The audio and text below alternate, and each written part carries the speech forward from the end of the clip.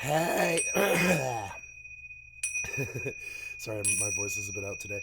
Hey guys, what's up? It's Skycat Live. Wow, my voice is really up today. I had no idea until I started talking. I just woke up. What's up, guys? It's Skycat Live. It's 10:57 p.m. on May 16th, 2024. That's a Thursday, May 16th, 2024. What's up, guys? Sorry, my voice is a bit rough today, and I didn't know. I woke up and I have a sore throat, and I had no idea until I actually started talking. It's kind of funny. So there we go, and just get the tablet monitors, check the channels. You are not live, but you should be. Da da da da. We're going through. I hope you're having a wonderful day today. Today we'll be playing some Rust, some FFXI, and some EVE Online.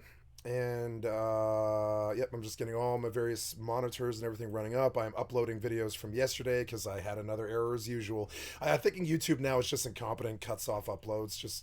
They just want to. They just do that. So yesterday's upload is about 6 hours late, and I'm terribly sorry. YouTube pretty much every day now just stops me from uploading somehow. I don't know what it is.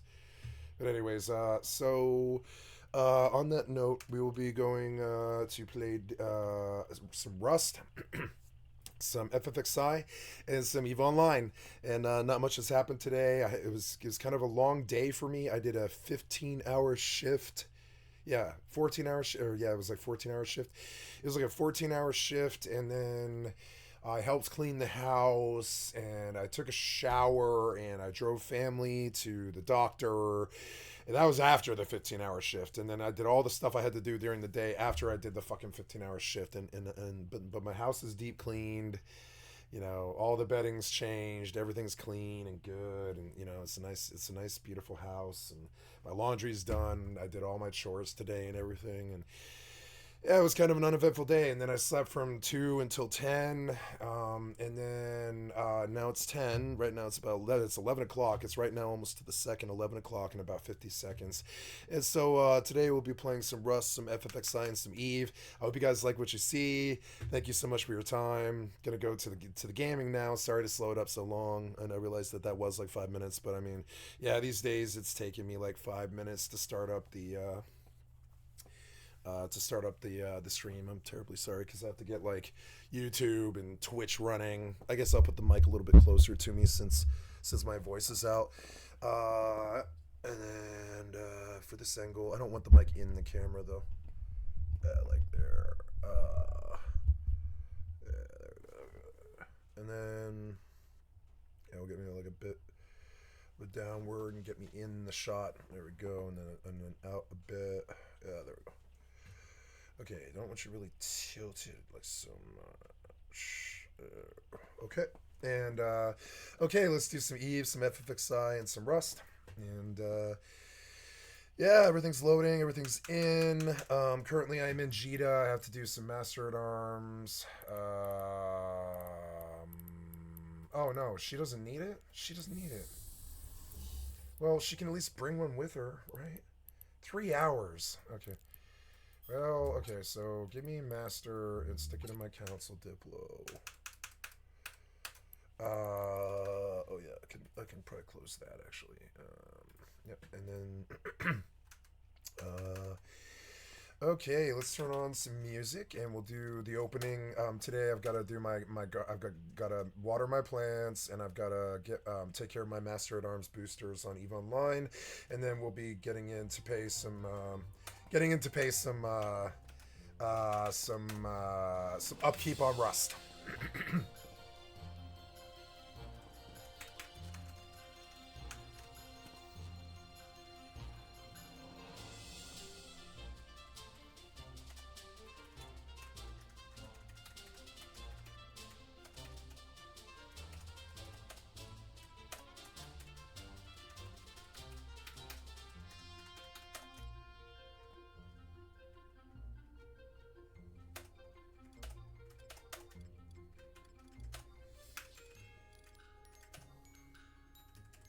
Oh no, failed to place because she's completely full. She didn't make any sales. That's weird.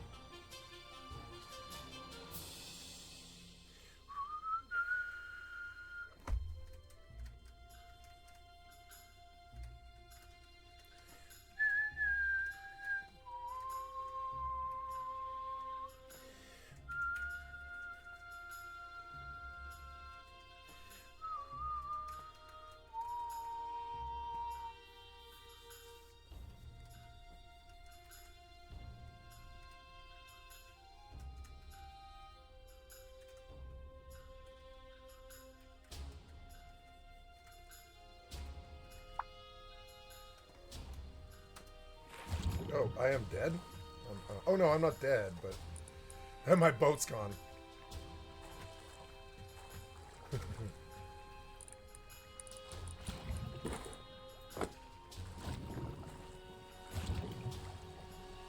Cool.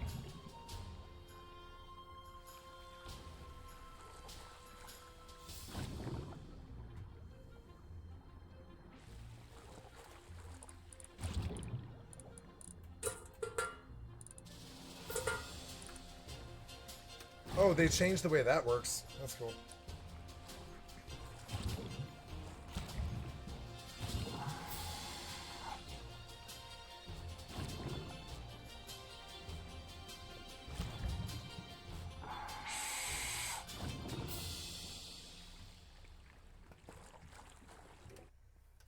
Just gonna leave this for a while and let him move forward for a while.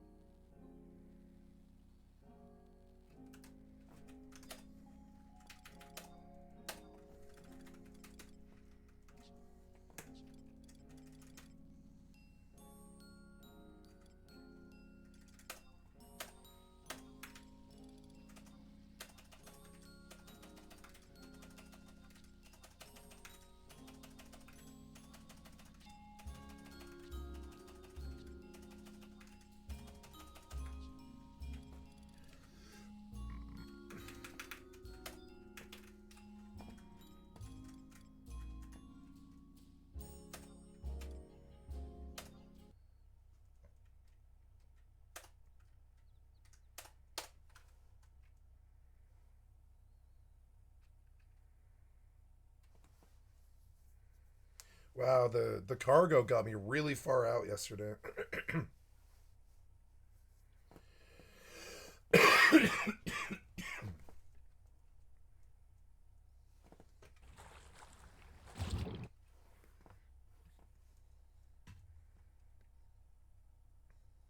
Oh no, shark.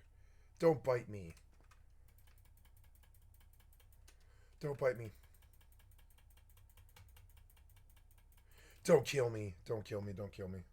I don't want to know. I don't know. He's not gonna bite me. He's not gonna bite me. I can't believe I just completely swam over a shark reef. I'm an idiot.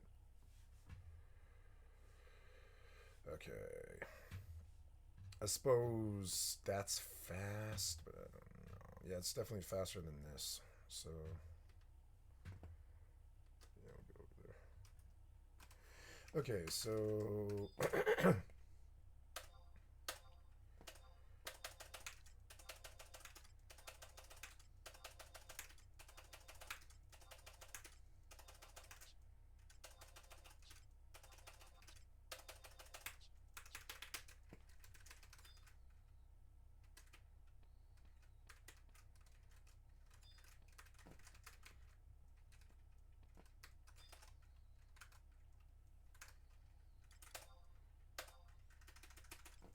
21,360 for silver ingots. Nice.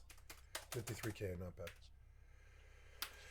Now go to gardening. Did I get all those? Yeah, I did. I got those. So I'll go over here. We're on land. The sound on here. Ah! God damn it, you jarred me. Oh, there. Okay. Okay, so, yep.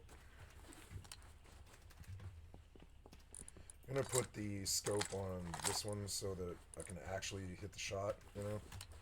Yeah, this definitely upgrades my power quite a bit. Frame rate's not really doing so well. I guess my settings are a bit high. Like, really high. Wait, they're not... Well, yeah, no, I don't have,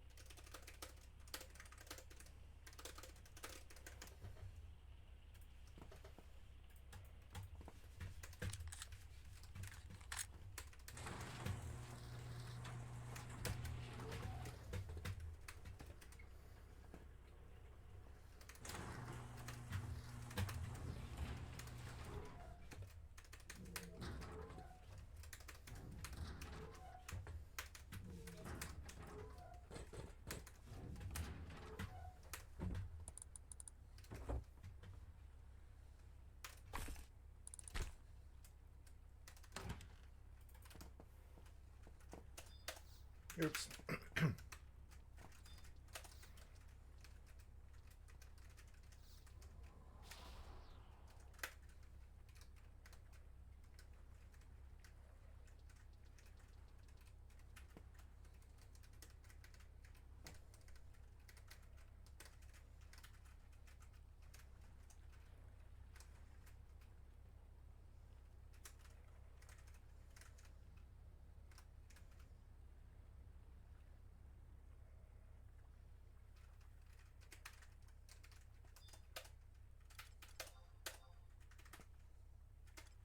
Wait, Dark Crystals didn't sell. I must have charged too much. Well, that's some money I didn't expect. That's good. No income on all 3 characters. That's really weird. I guess nobody bought the sheets, I guess. That's okay. I'll wait for the sheets to sell. I don't mind. Oh, yeah. So... Apparently, I'm not ready to dose yet. Let's see. Yeah, 2 hours and 52 minutes. I kind of jumped the gun here, but that's all right. I didn't really want to travel back with 2 masters, but that's okay. It's not the biggest deal. Noctis Blue Planet Republic Fleet Warrior. The Republic Fleet Warrior can go in my drones. And the Blueprint can go in Blueprint. Okay, so... I am looking for... In my item hanger... What is that? What is this? Oh, yeah, that's right. Cool. Yeah, look at all that. That was a good deal. Look at all that shit. Yep. So into the item hanger with you. And this thing can just be repackaged. There we go. Cool. So, cool. And so let's sort by group. Oh, look at this shit. 30-day skin. Nice. I gotta get this Thrasher and then activate. Yes. Ah, got all of them. Fuck yeah. Then we'll go all the way through to you. Except for you. Oh. Consume.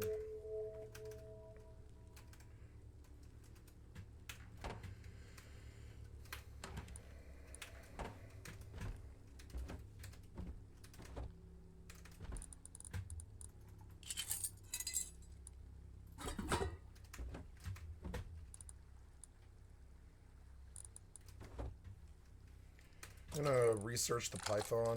Oh, I don't know. Do I? Yeah. I think I will. Yeah. I'm gonna research the Python and the laser. Yeah.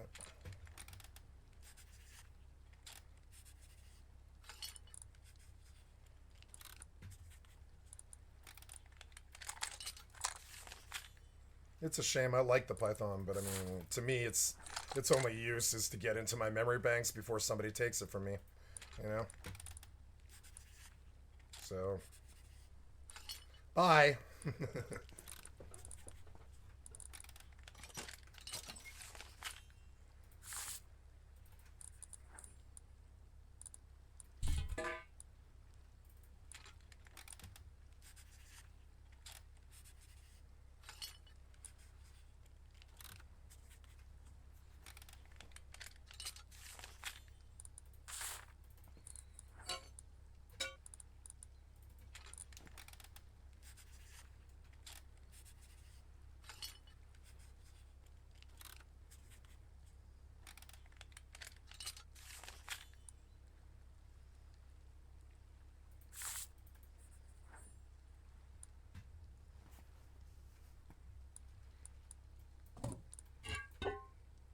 Yeah, I don't have the money. Yeah, I blasted through that, huh? Yes, I did. Okay, well, maybe I should put a box right there so I could do like research stuff. 1 day, 12 hours, 36 hours. It's low on high qual. Yeah, low on high qual. So, well, that's okay.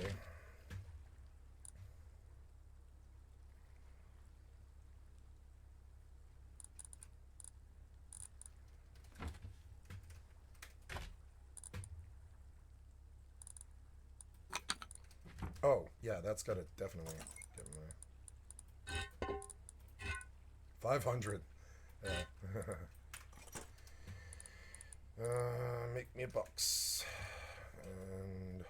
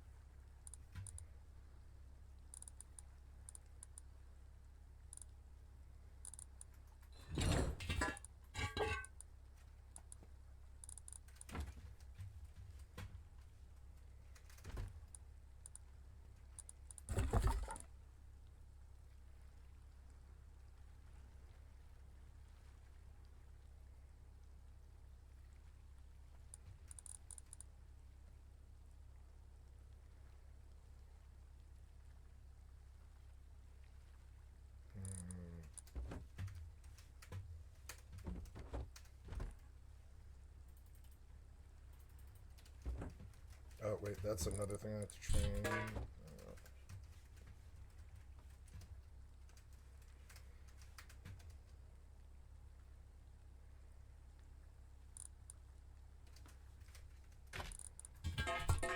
You know, there's this video that I've been meaning to watch for a long time, called or about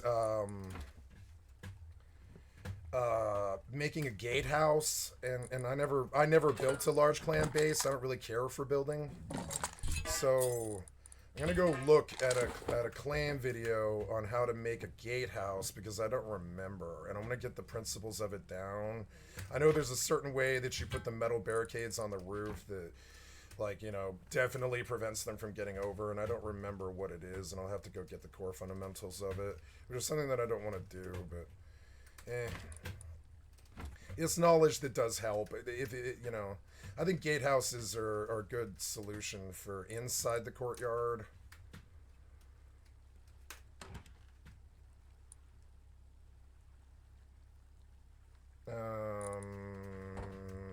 I'm trying to put this in the box to research.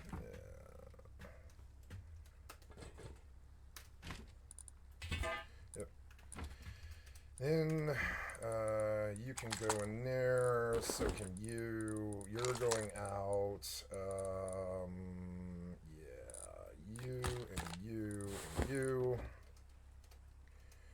Okay. 36 hours is good. Let's just see if there's like any other materials here or anything. I suppose there's really no reason to not use those.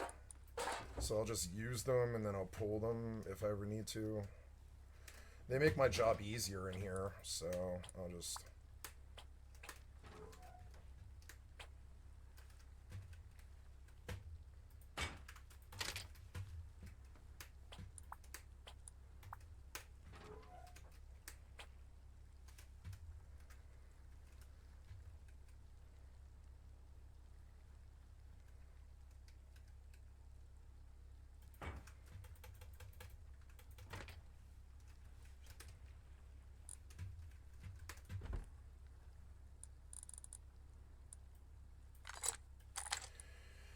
Might take a look at that.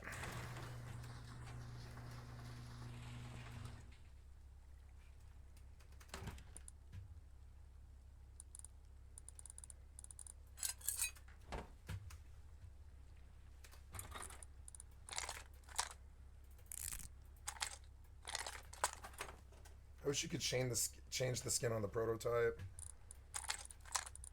I wish I had a skin for the prototype. Maybe I should go look, huh? Let's go see if there's a... Oh, I guess I gotta get myself bound back towards, I don't know, I don't want 6 of these now. I don't want them. Okay, so... And then you...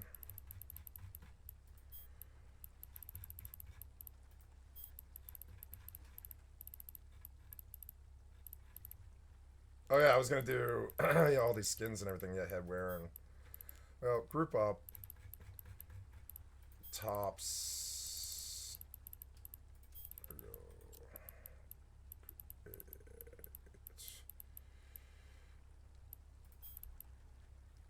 I can't use any of this. Why? Oh, it's limited time.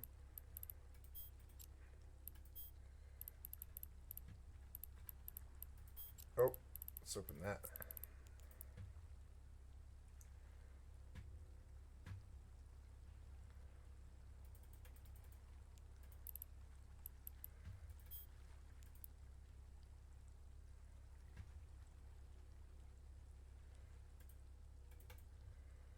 Festival, Infinite Celebrations, 300. So, Shadow Serpentis for 22. I remember I remember that I got a good deal on this. Yeah, I think I got this for like 8 mil.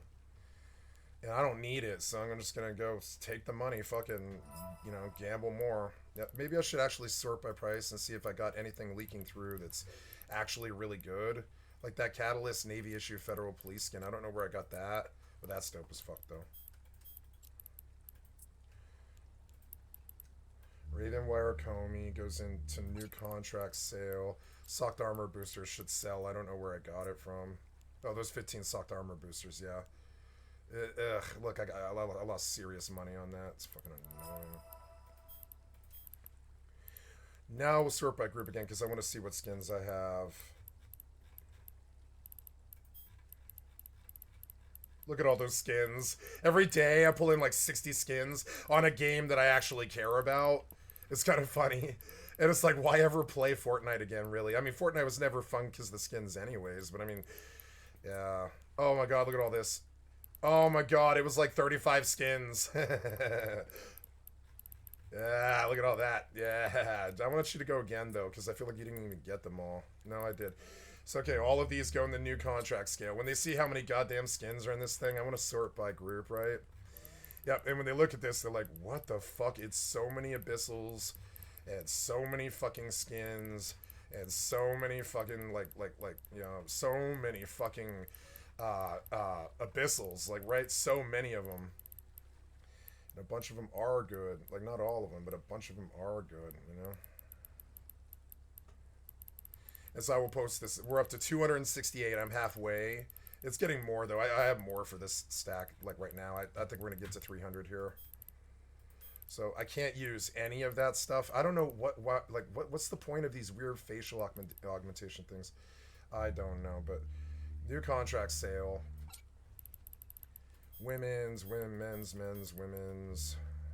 You know, I might throw the other boosters in there when I post the sale here in a few days.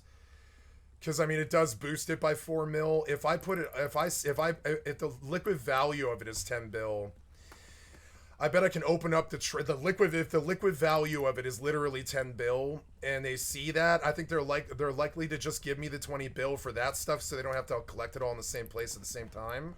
When they see I think the boosters are actually going to be my big money item, right? So I'll throw them in the sale because I can always just go buy boosters at a cheaper price over a few days, right? And I'll put up for 25 bill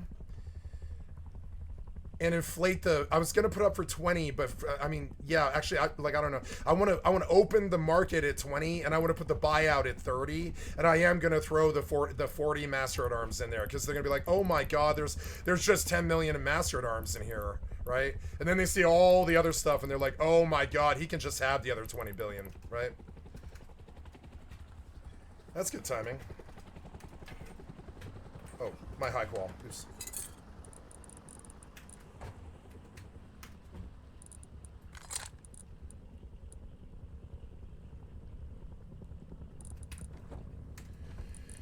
A lot of metal doors that don't really need. I'm just gonna go I'm gonna go like on a cheap crappy run, you know, because there's like, I mean, I don't care if I lose this, honestly.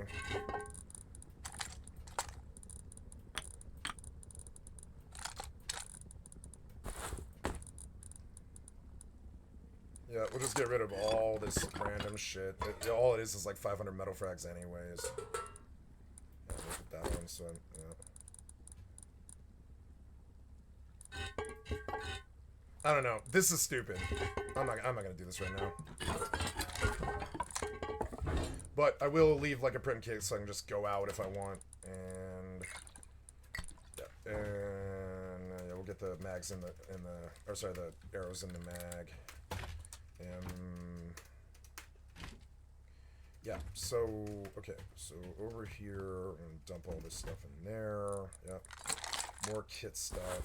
And there's nothing really too much to do here. There's something else I did want to do. There's not enough meds ready, so... Oh, no, I would have to go boil crude for that, I think. Oh, I don't know. Do I have, I probably have animal fat around here. Let's see. No. Yes.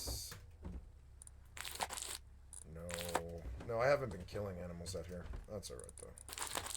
35. 35 is pretty good, but the cloth, I'll have to have, like, quite a lot of cloth, too. Yeah. So that is some fuel, though. It's good.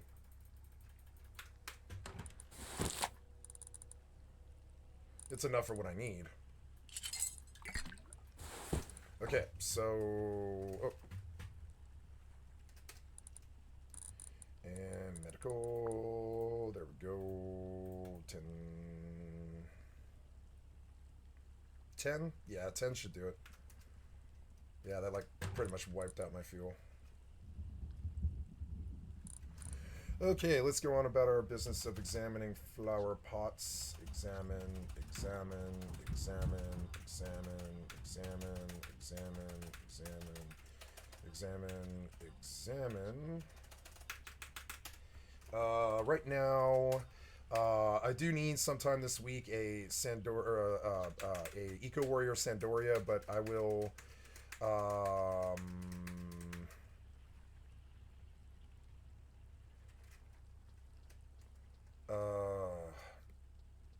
Is there anything else I need to do here? What about like the D-box? Did I make any sales? No.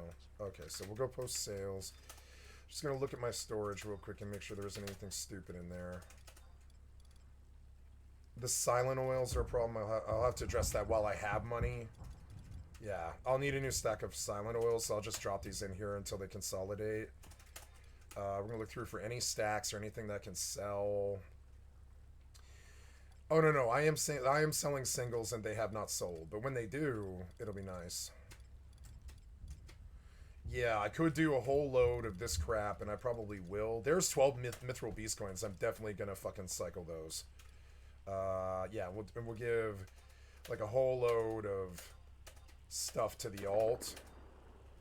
What the hell was that?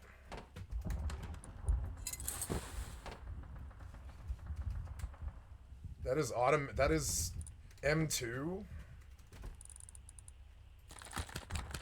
No, it's Tommy. Now what the? Let's go see what that is. This guy's got like a fight at no, somebody's at Excavator.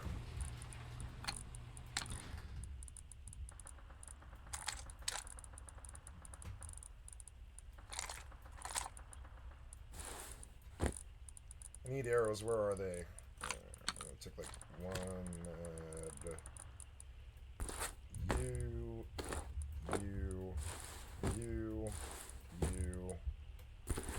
You with a lot less fuel.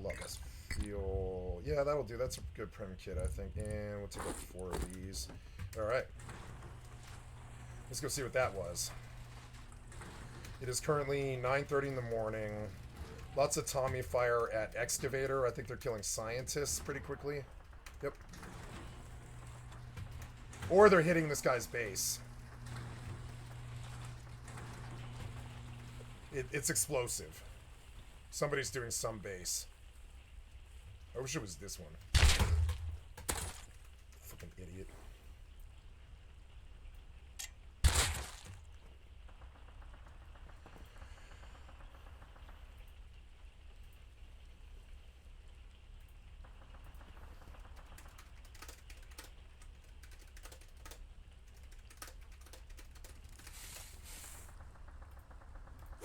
God damn it, you're fucking Scarecrow. Are you serious?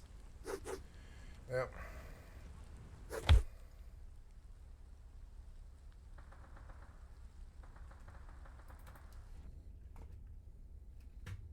Oh well, lost nothing. 10 fuel.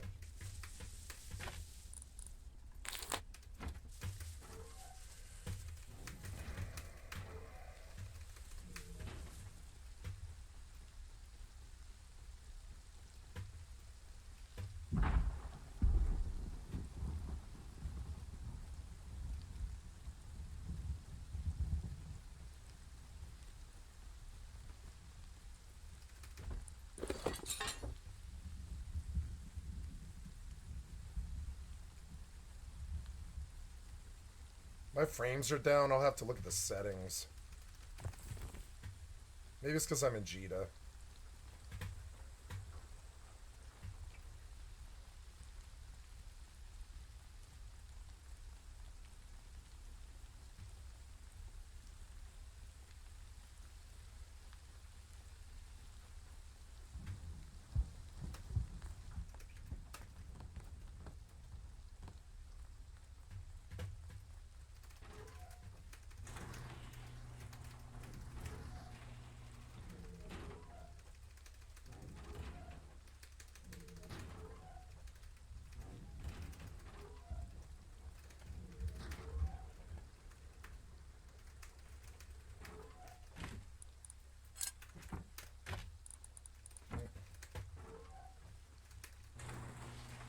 5 hours in this one.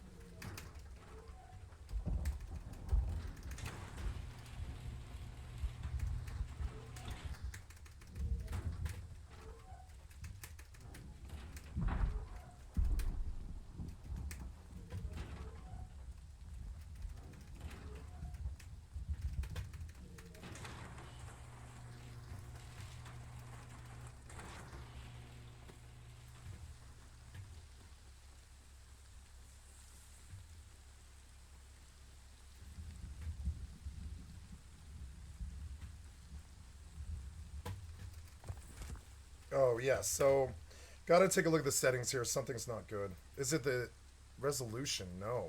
No, it isn't. So, let's just keep the ideal resolution that we want. Let's put me at 24 FPS. Jita is part of this, I think, but it still matters. Jita, when I'm in Jita, I don't want the graphics. See, this is extreme. So we'll drop the shadow quality. 4 cascades is extreme. We'll drop it to no. Max shadow lights are extreme. We'll do that. Water quality and reflection. Grass shadows, reflex, image effects, all that stuff. So hopefully that's a little better.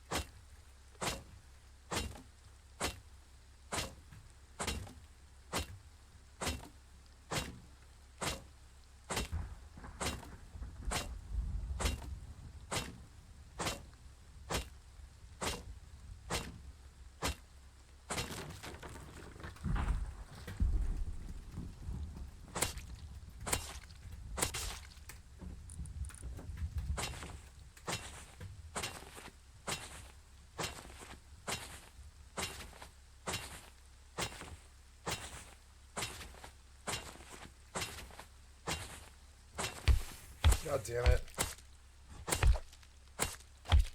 God damn it, man.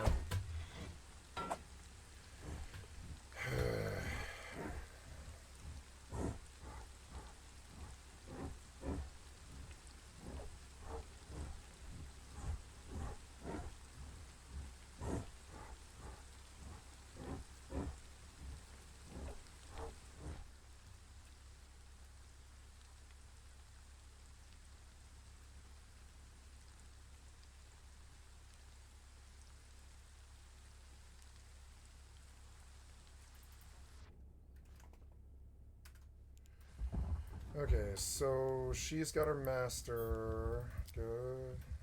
I mean, I don't really know why we need to go anywhere, really. I could just log her out, I guess. We don't need to go anywhere. And maybe this is part of it too. Yeah, I think it is. Medium, medium, medium, medium, LOD, medium, shadow off, ambient occlusion, medium, volumetrics low, reflections low, ultra quality, right? And anti-aliasing was disabled when... I think the anti-aliasing is what's causing the lag. See, my frames didn't really go up, which is weird. They should. I don't know why I'm not getting 120 on Rust. It seems weird. Yeah.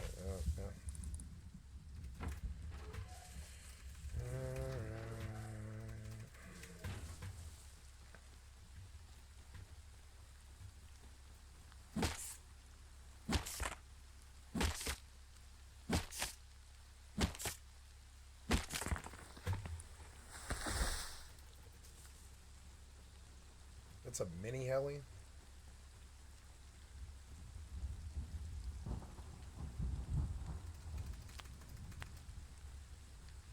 Yeah, that was a mini heli flying past. That was weird.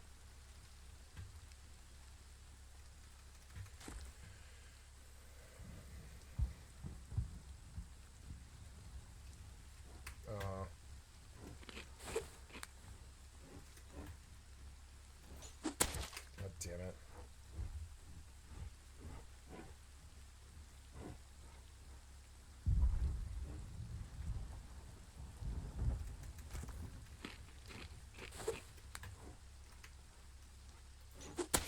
God damn it, man. How many times have I hit this guy?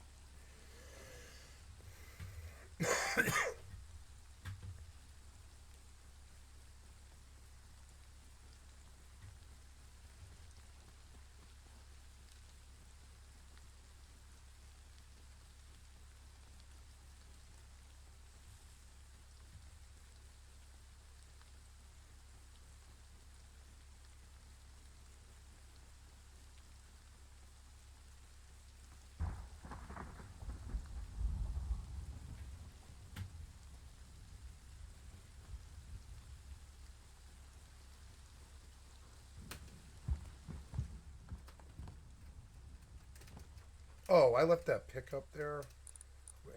Yeah, but I'm just gonna make it a new one, I think.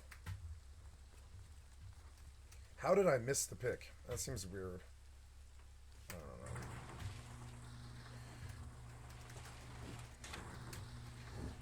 I don't know. The frames seem good. I don't know.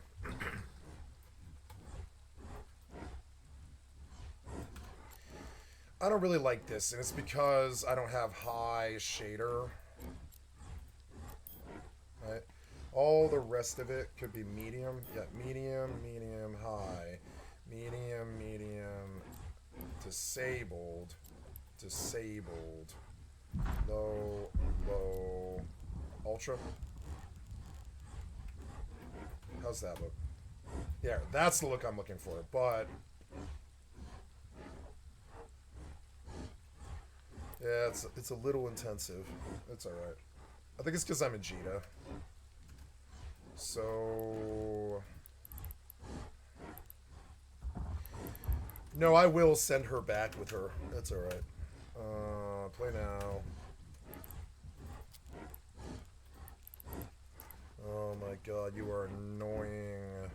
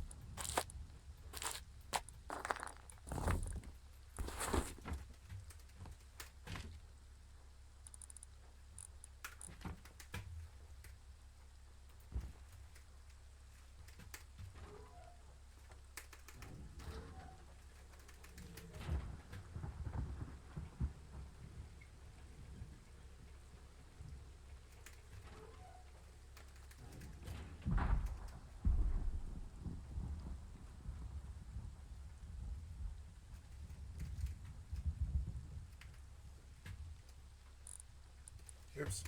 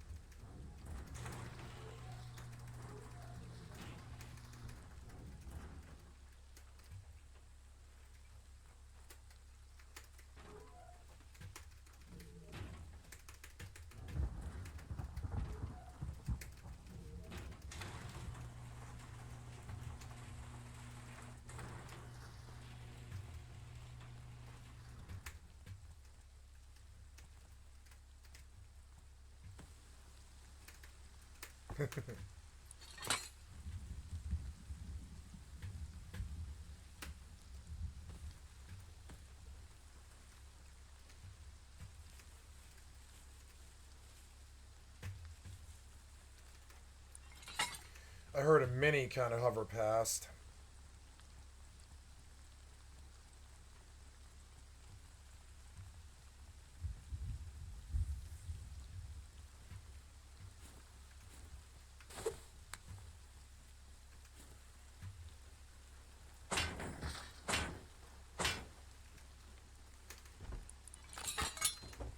It's the rain, well, and Jita too, and two clients. So let's go, just make sure.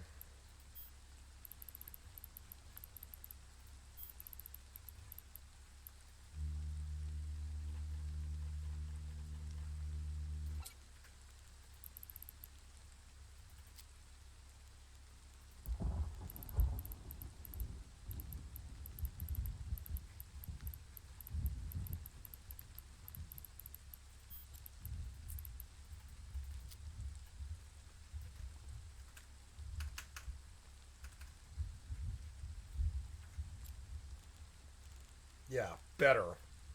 Better for both clients. Yeah, Jita is lagging me really bad. So, no, I don't have locations.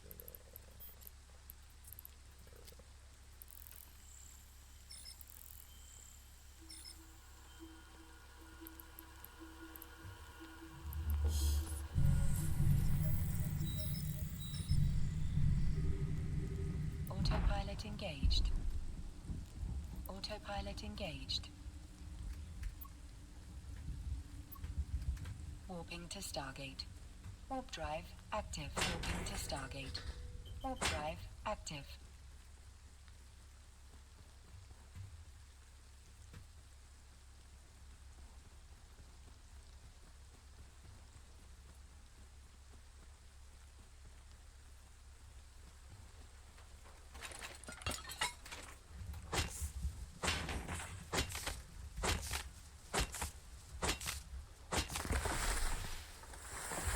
Approaching Stargate.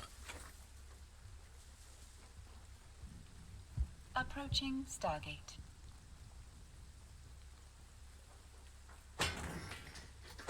When I left Jita, the frames went up, yeah. Autopilot jumping. But I'm still getting 60 FPS, which is like, I guess it's the rain. Autopilot jumping. Warping to Stargate. Warp drive active.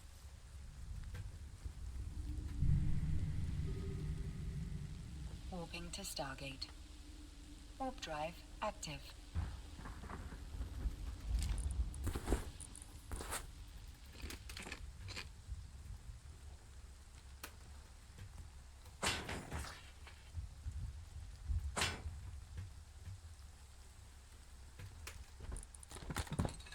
Approaching Stargate.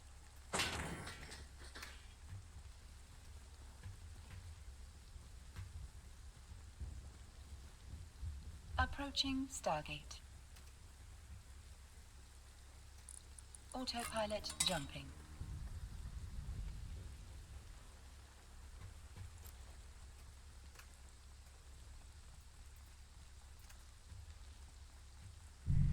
Autopilot jumping.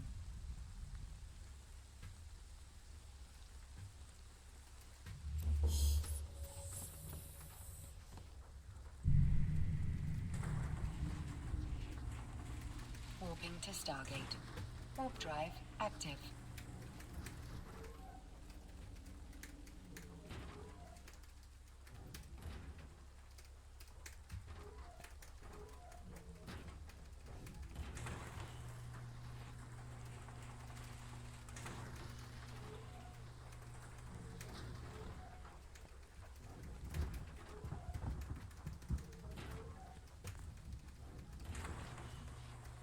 Approaching Stargate.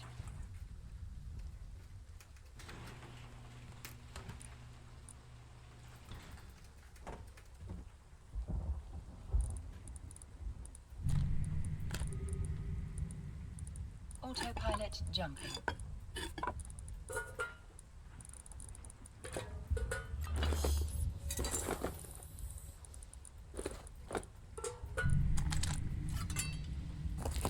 Warping to Stargate. Warp drive active.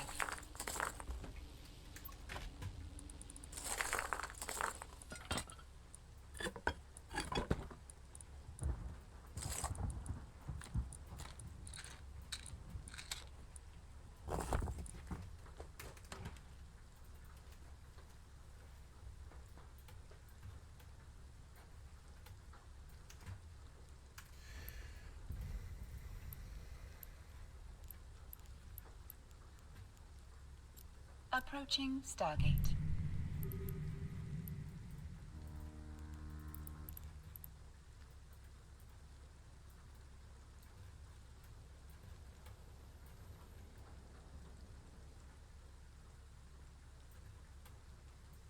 Autopilot jumping.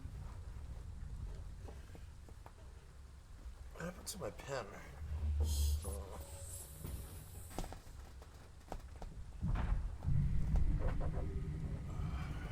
Warping to Stargate. Warp drive active.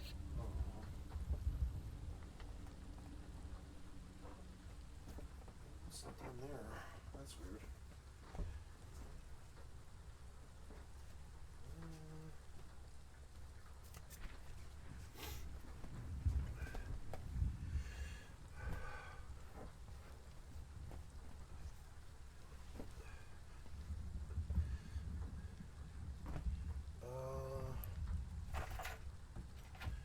I'll be right back, guys. Sorry. I gotta go find something.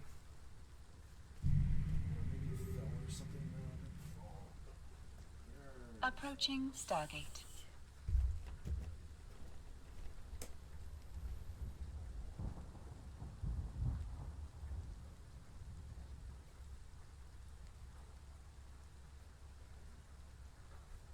Autopilot jumping.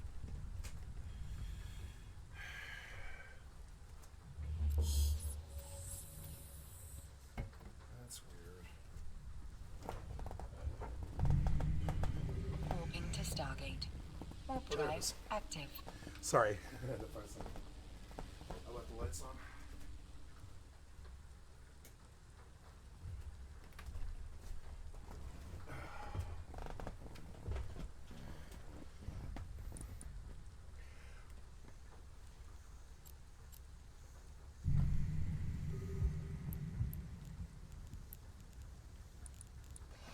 Approaching Stargate.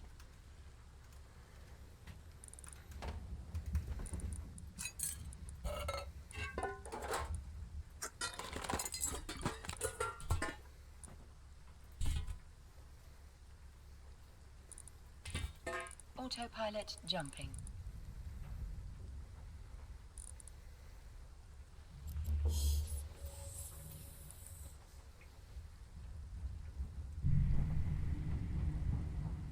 Warping to Stargate. Warp drive active.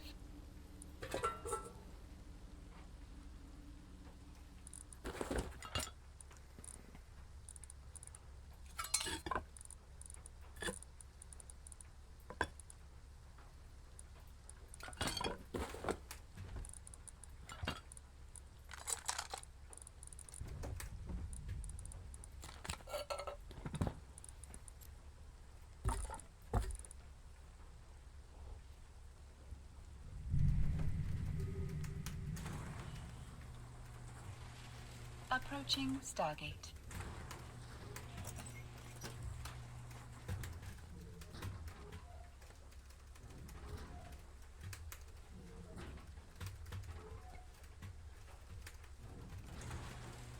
Autopilot jumping.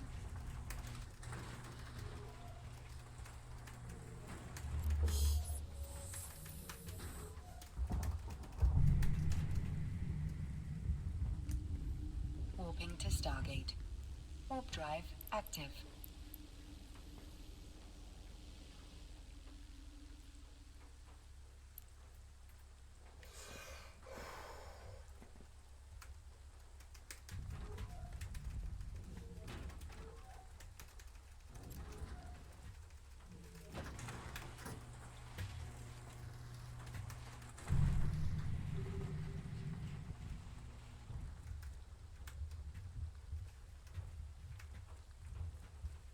Approaching Stargate.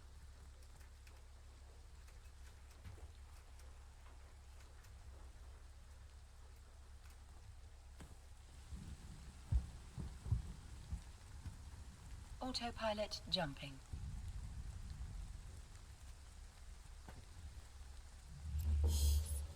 Oh, oops.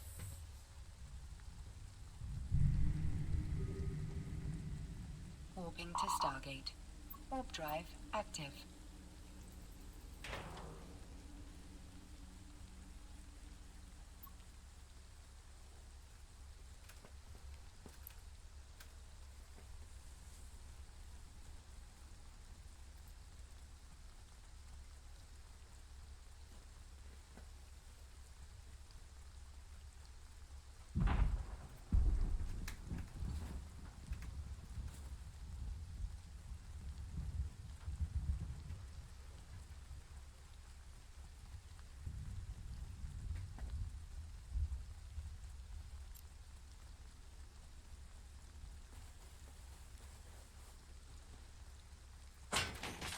Warping to Stargate.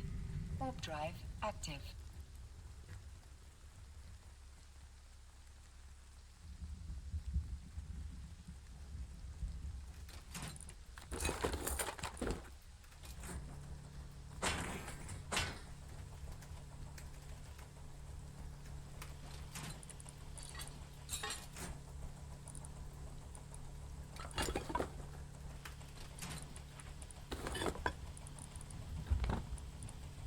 Warping to Stargate. Warp drive active.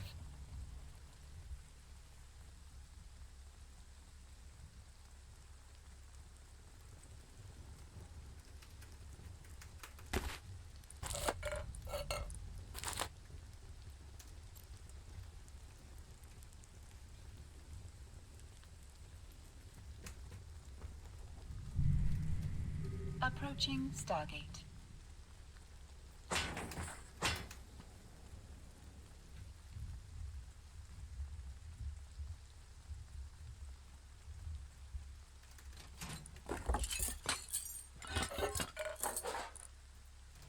Autopilot jumping.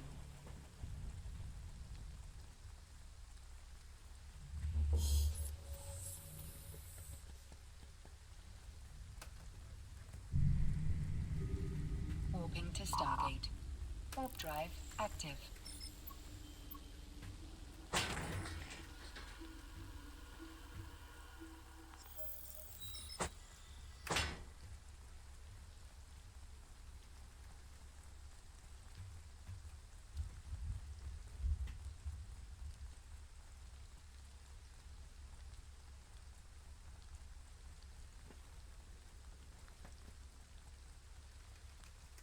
Approaching Stargate.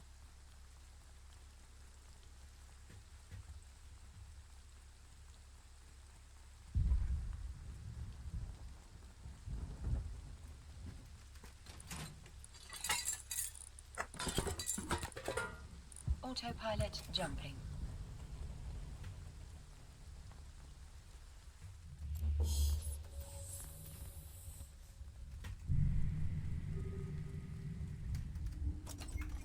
Warping to station.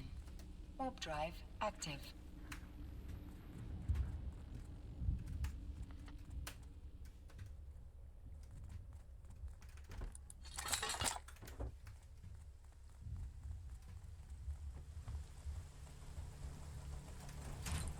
Approaching station.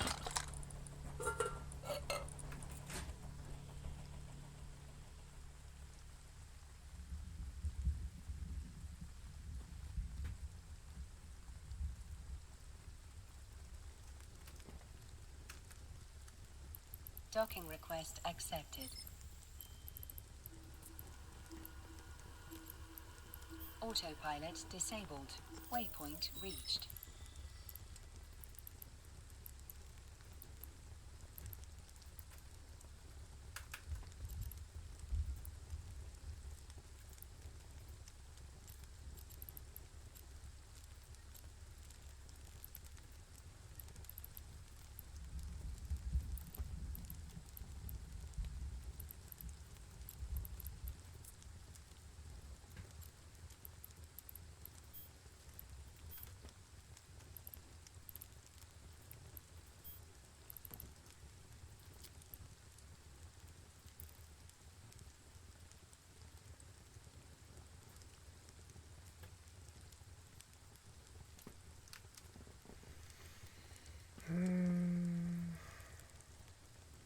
Information command.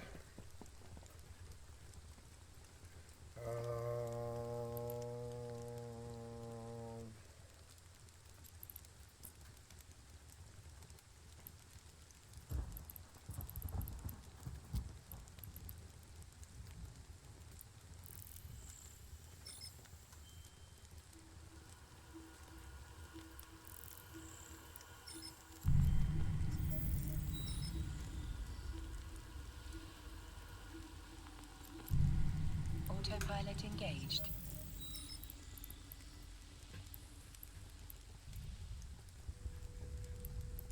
Warping to Stargate.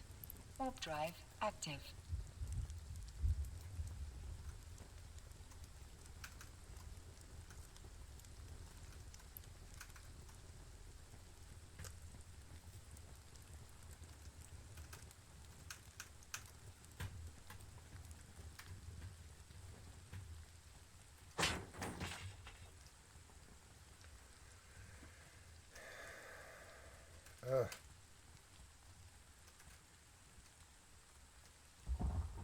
Approaching Stargate.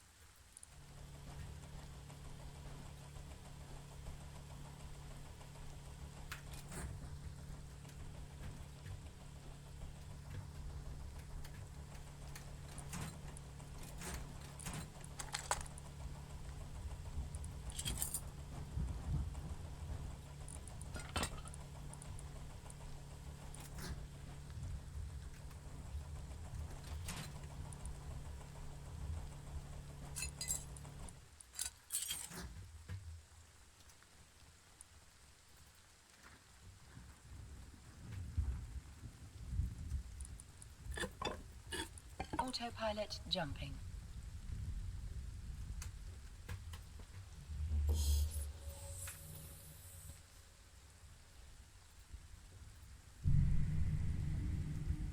Warping to Stargate. Warp drive active.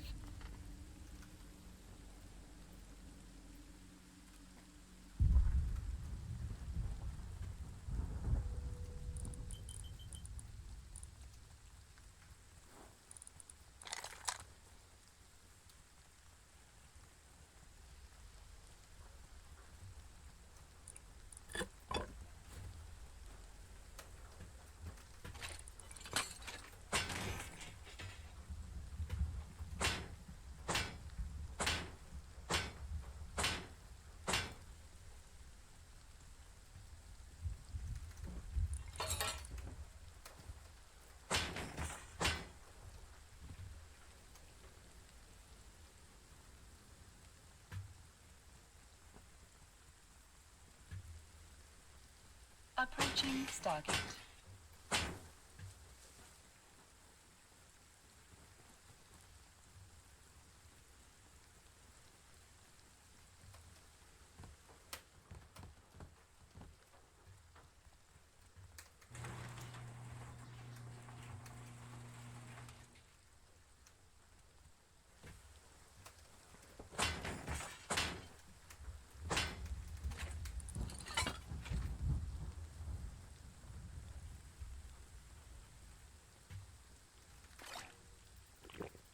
Oh, this thing filled instantly. I guess this is heavy. Excuse me. I guess this is heavy rain. Filled it so quick. I think this kind of rain is kind of rare. Autopilot jumping.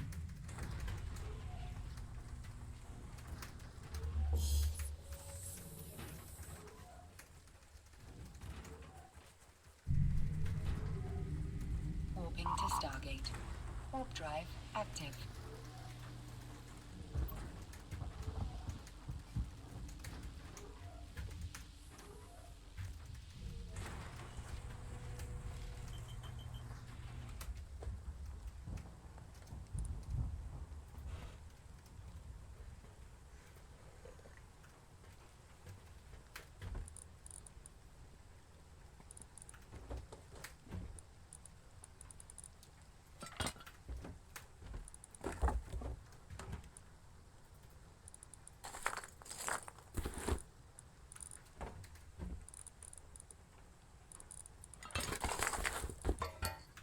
What's that?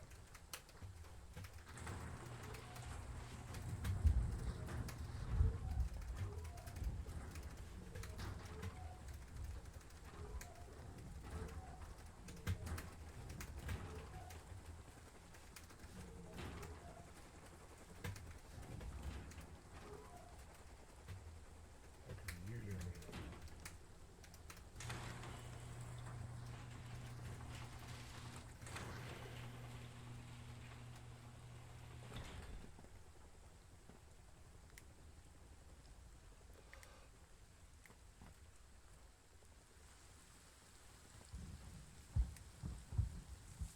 Warping to Stargate. Warp drive active.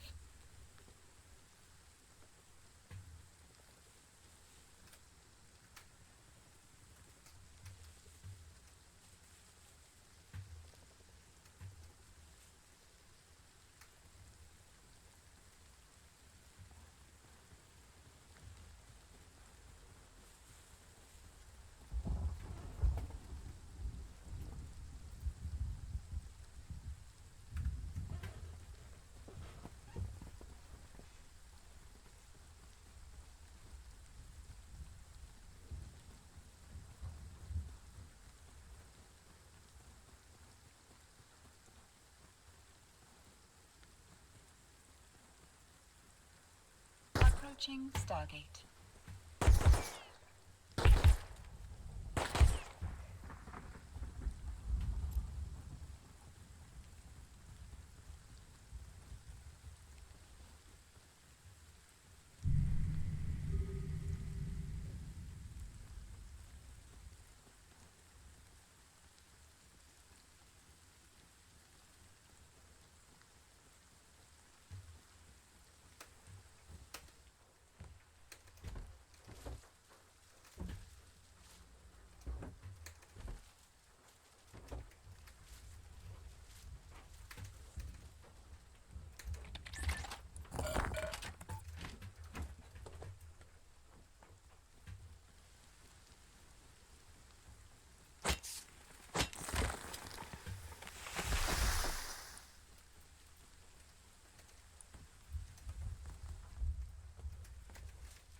Autopilot jumping.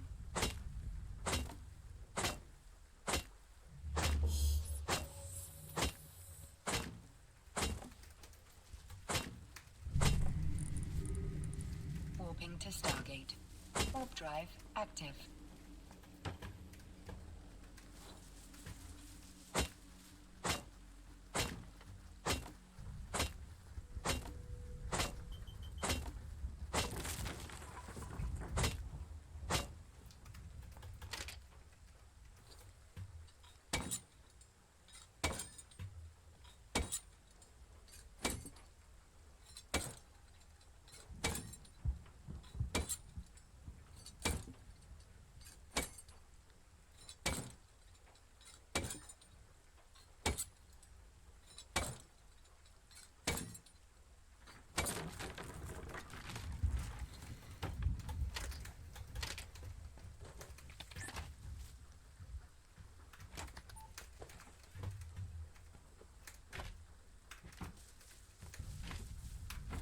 eco rating fucking pieces of shit losers. Approaching Completely trading Stargate. their time for nothing at all. Fucking idiot.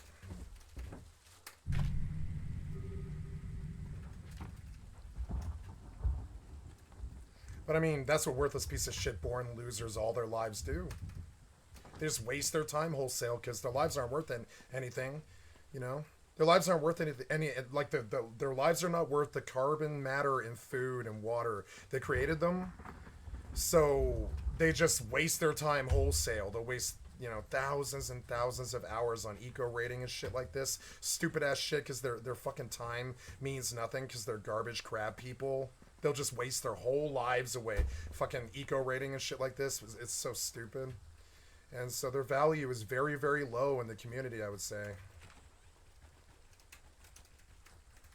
Autopilot jumping. Like, their time is never spent doing something to better themselves or make themselves actually noteworthy or make themselves a better person or something like that. They just do stupid ass shit like this their entire lives. Warping to Stargate. Warp drive active. Oh no. Please don't kill me. No. No. No. I step out, wolf. I step out, guy. I step out, wolf. Step out of the base, guy. Wolf. Guy, wolf. Mini heli, guy, wolf. So fucking stupid.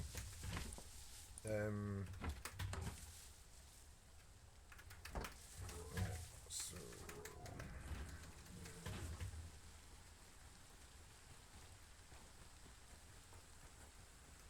Please do not attack me.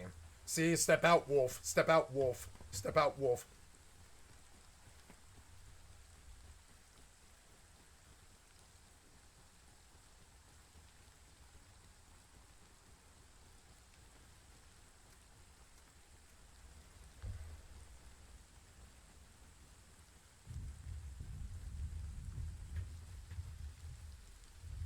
Approaching Stargate.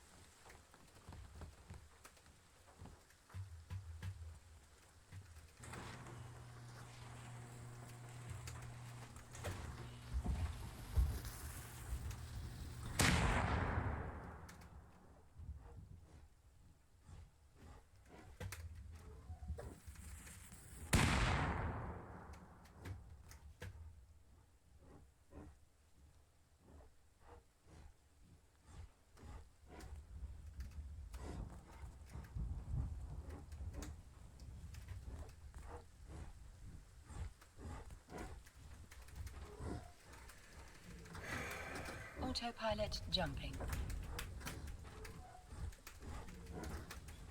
Autopilot disabled. Waypoint reached.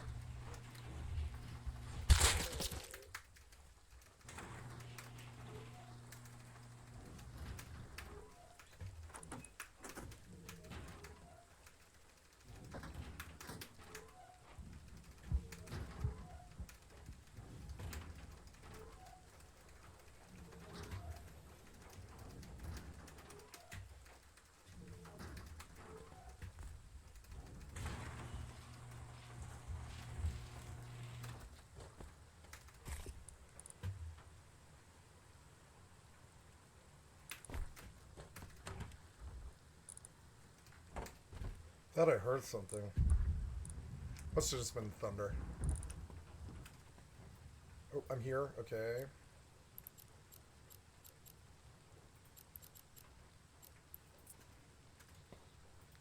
Warp drive active.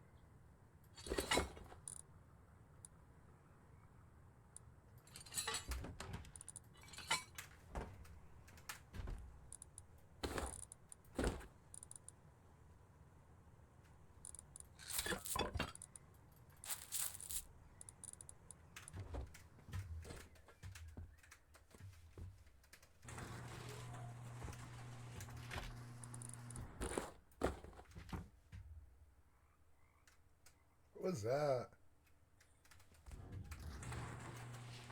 The rain ended. My frames came back, which is good.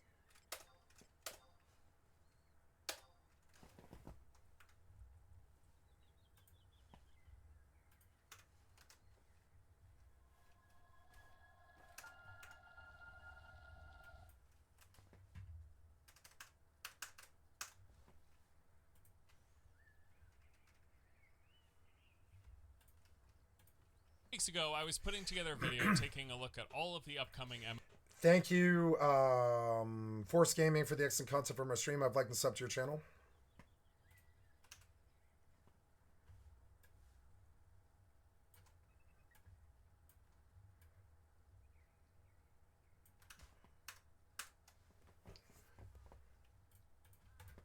just trying to get a sense of what's on the horizon, and while working on that, I noticed a recurring trend. I'd be describing one of these games, going through its list of features, content, and mechanics, you know, just kind of overviewing everything we know, and then ultimately that overview would end with, I'd say, but also it's confirmed going to be pay to win, so I'll do what I usually do in these circumstances, level up and play till end game, check out the content, and then leave as soon as I hit the point where not swiping either puts me at a big disadvantage or requires excessive amounts of grinding. I then move on to describing the next game in the list, saying here's this new MMO with its cool features, content, and mechanics, but yeah, okay, yeah, looks like this one is also confirmed going to be pay to win. Alright, well then let's talk about this other new MMO with these features, mechanics, and oh, wait a second, yeah, this one also looks very likely to be pay to win as well. What the hell? It's not that I hadn't noticed, not that it's not been obvious for years now, but really at that moment I found myself thinking, man, is every single game in my favorite genre from here on out going to be pay to win? The answer is yes. Forever? And the answer pretty much seems to be yes. With but a few exceptions, most of the new upcoming MMOs that we know about are already either confirmed or appear very likely to fall somewhere on the scale of pay for convenience and or pay to. And by the way, he's going to mention like 10 games, and I'm not interested in any of them. I don't think Ash's Creation is good. I played PAX Day, and I know it's not good. I think the only one on there that even remotely looks good to me is Once Human, and so I have been kind of fiending to get in on Once Human, and I think they've got a big beta test coming at the end of the month that I might get in, but I don't really know. So, and I think that's supposed to be the big open one, because they're releasing like the end of the year, and Once Human's not looking like it's a Rust clone, but it's got that execution of like a Counter-Strike or not a Counter-Strike, but like a PUBG or it's not about a battle royale. It's a Rust game. You go, but it's got I don't know what you call these, but it's like whatever 76 in New World is. They're like looter shooters mixed with builder. It's a looter shooter mixed with a builder, like Fallout 76. So or Rust. I don't know what you call those. It's supposed to be a survival game, but it's not, because it's like a full-blown PvE, fight mobs at the monuments, like 76 game where you fight tons of mobs at the monuments. So there's like tons of creeps and mobs that actually give you XP, and that's the whole point. But there is like a lot of PvP zones, and it's got the building of Rust and the execution and skins of Rust. It doesn't look like Rust, but it definitely it does look like Rust when you're watching it, but it doesn't, like, you know. Oh, I failed to place because I've got too many, huh? Damn it, nobody bought sheets at all. It's so annoying. They'll buy them sooner or later. Fuck you guys. That's annoying to me. I mean, I don't know. It doesn't really hurt my inventory very much, though. I do need to sell the ingots, however, so I will take, like, 6 of these sheets off just so I can sell ingots and stuff. 3. The steel... Well, no, I want those steel nuggets to sell. Maybe I should just vendor those, huh? They're not going to sell. I know they aren't. Maybe I should sell a mithril sheet stack just to save space. I don't really know. 3, 4. I've got 12. Oh, yeah, 12 items. 12 is not enough at all.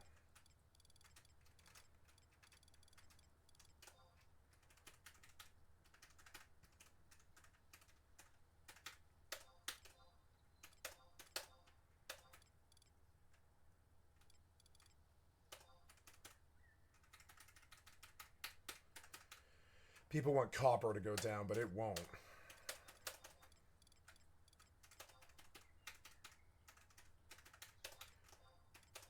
My stupid play button on my keyboard doesn't work anymore. Very few are just coming out where you'll buy the game, you'll play the but you're working. Game, transaction complete, nice doing business with you. For the most part, that is not what we're getting.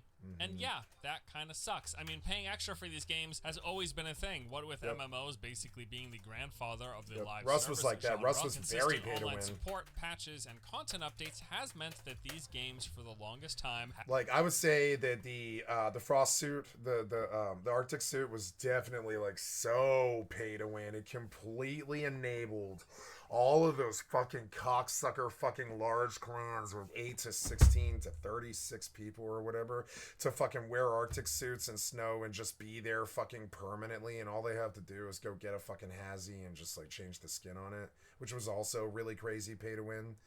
And so pretty much every single Rust player bought the Arctic skin, and I consider that to be sort of like a really bad indication of Face Punch's like true intentions down the line.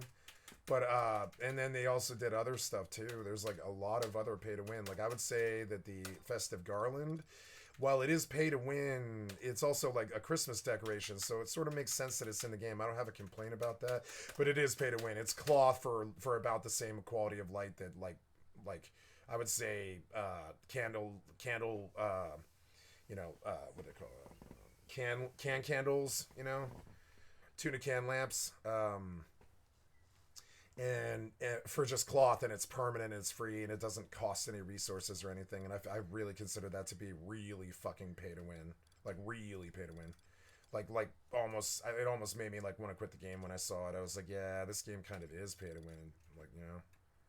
So the Arctic suit, I would say that there's a particular axe set that, and I would say all the skins for the building are pay to win. And there's definitely some skins in the shop that are pay to win. Like I saw Mimio use a green, burlap set that made him really fucking blend in with a bush. You couldn't see him. And he was like, wow, these pay to win skins are so good. And I was like, Jesus Christ, dude, you are one of the top 10 Rust streamers. How the fuck do you say these pay to win skins are so good? Like, I mean, come on, man. I don't care. Or like they're bad for the game. You understand that when they released the Arctic suit to like the 1.1 million, you know, peak and the, you know, 110,000 concurrent, they pulled a million players, dropped $20, you know. Or what was it? Yeah, it was like 15 or 20. I think it was like 15, something like that. And so like, and you imagine how much money Epic makes. So like, all they do is they cut a skin with a simple like ability on it that's very basic, but is better than the normal stuff. And they make 20 million fucking dollars. I mean, like, what? How long did it take them to make the Arctic suit? Probably a day. And then they just flip it for $20 million to the entire fucking Rust industry. And I consider that to be a little bit, you know, it's a little bit, because like all the skins in EVE Online, they don't do anything for you. They are entirely just paint on your ship and stuff. But these things act like, I would say Rust is actually the worst pay to win one, because it's the game where pay to win gives you the most possible advantage, I would say. No other game has pay to win like Rust, and no other game has like, I would say that was kind of a dirty side of Rust, kind of like CS:GO a little bit. Maybe CS:GO gives you an advantage. I don't know a lot about skins and stuff, but what are we doing? We are doing high quality. What was it though? Is it copper? I mean, I don't really care. I've got the buff. It doesn't matter what it is. And so yeah, the pay to win thing is like a thing. Especially Rust, because like not only was it the Arctic suit, there was the Abyss Diver suit. There was like there's like these things that make the tools make different sounds, and while that's not really of advantage to the player, it's actually disadvantage. It's a clear like, for instance, like I have it right now. I think like listen to the sound when I swing this pickaxe compared to the other pickaxe. So here's the normal pickaxe that everybody gets to use. Hear it? Now listen to this one. Now this is actually a disadvantage because it's louder. It stands out more. It makes you the tool itself looks special, like it's an ice pickaxe or something, which makes you stand out more. And I think this was kind of a joke on the Abyss Diver suit. Was kind of a joke in the respect that they made a suit that like has, I forget what the Abyss Diver suit or whatever. Yeah, I forget what the Abyss Diver suit does, but I think it's like something. I forget what it is. I don't know, but it does something, and I can't remember what. And then there's, I remember what the pay to win on. So the disadvantage, I think what they attempted to do with the Abyss set is they were like, well, this pickaxe is actually a disadvantage because it looks special, which makes you stand out, and it also has a very unique sound to it that other people can hear. I think, yeah, they can. And so, and that makes you stand out from other people, which makes the skin people go nuts, right? And that makes the skin like crack to a bunch of people, and they bought the Abyss. And I would say that manipulating that like that them like that is a little bit lowbrow. Now they balanced it, however. So the pickaxe is actually a disadvantage. Looking for the other axe. I'll just change the skin on it, I guess. I'll be right back. Yeah, this thing. Yeah. And so this thing is also a different... No, it's the same sound. Same sound for this one, but it really looks fucking different. It's the most unique axe. It's the only axe that really looks like this. It's the only unique axe skin. All the rest of them look like all the other axes and everything. So the axe wasn't pay to win at all. All it is a vanity skin, but it's cool how it drips. Do you see it drips, which is also really cool. I like the drip, which is a thing that they do to get the kids connected. Or sorry, connected and addicted, and they see the drip and they're like, oh cool, look at the drips on it. It looks like I'm constantly moving. It makes me look more special when I'm chopping trees and stuff. And that's skin. That is like skin manipulation. They do it on Fortnite all the time. It's like skin sales manipulation. They when they go in and they're like, what's one little thing that we could do that's actually kind of extreme? And they're like, well, we could add droplets to the bottom of the axe and make them very minor and very low res so that they don't really look like they don't really take up almost any fucking, any memory or anything like that. But this is actually intensive. Those drips are actually intensive. The axe isn't. Well, the axe is because it's moving, but the drip is probably no more movement required than holding the axe feels, So yeah, the drip from the bottom of the axe is cool. So I'm trying to like show you it, but I can't. So yeah, and so this was like not pay to win, but this kind of was a disadvantage. This was a like this was just normal. This is like normal skin with a little bit more of like a graphical intensity to it because it's got a drip and all that. But where they really fucking pay to win with the Abyss Diver set, right? I'm talking really pay to win, was the torch that came with it. This thing. So every other torch, if you jump in water, it puts the torch out. This is a diver's torch that just comes with the Abyss set because it was a diver set. Now you can tell that we like the idea of Rust doing themed sets like Lumberjack, Diver. This implies that they might add a job system to the game later and really expand it in the sequel and stuff and make it into a true, really big, really good MMORPG that the WoW players come to and all this. But Rust isn't it because all the garbage crab people who door camp you and treat you like shit and fucking attack you and fucking like rage you when you're sleeping and treat you like garbage and door camp you and stream snipe you and all this.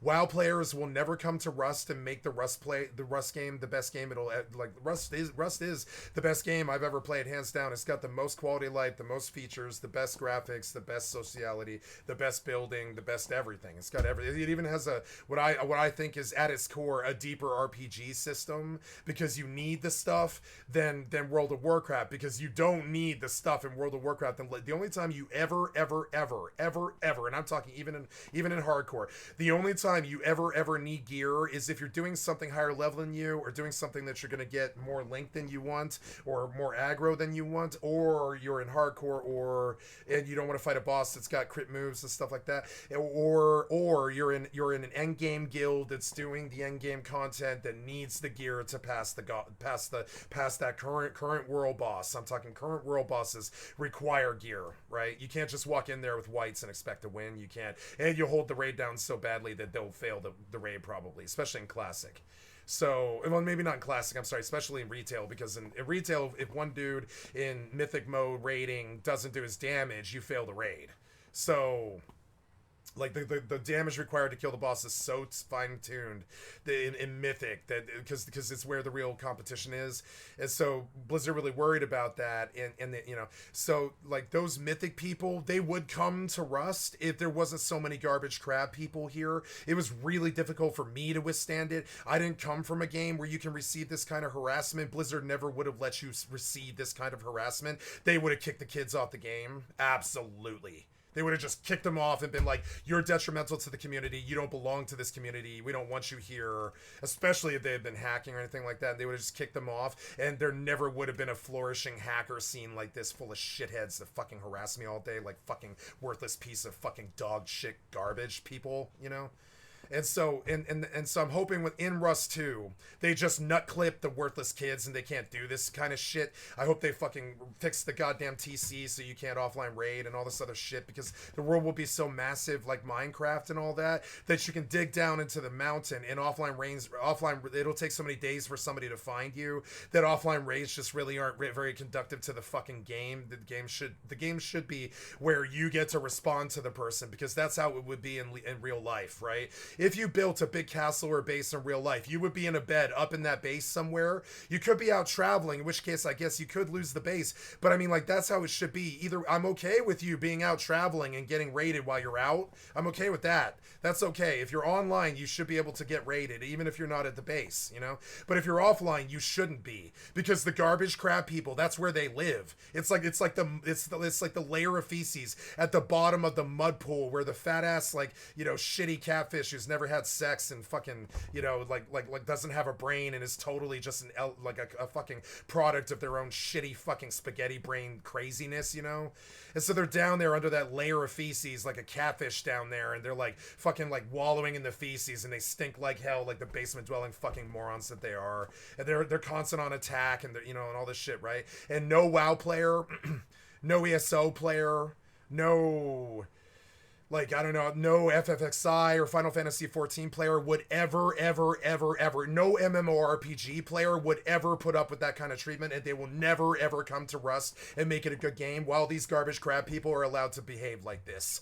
And so when the devs finally get wise to that, and I'm going to try and cancel their culture entirely, I'm going to try and cancel them out of the Rust, make the offline raids impossible, make the door camps impossible, make the roof camps impossible. I'm going to beg Facepunch to do it. I'm going to tell them that that's what's between them and being, you know, essentially like Valve or something like that.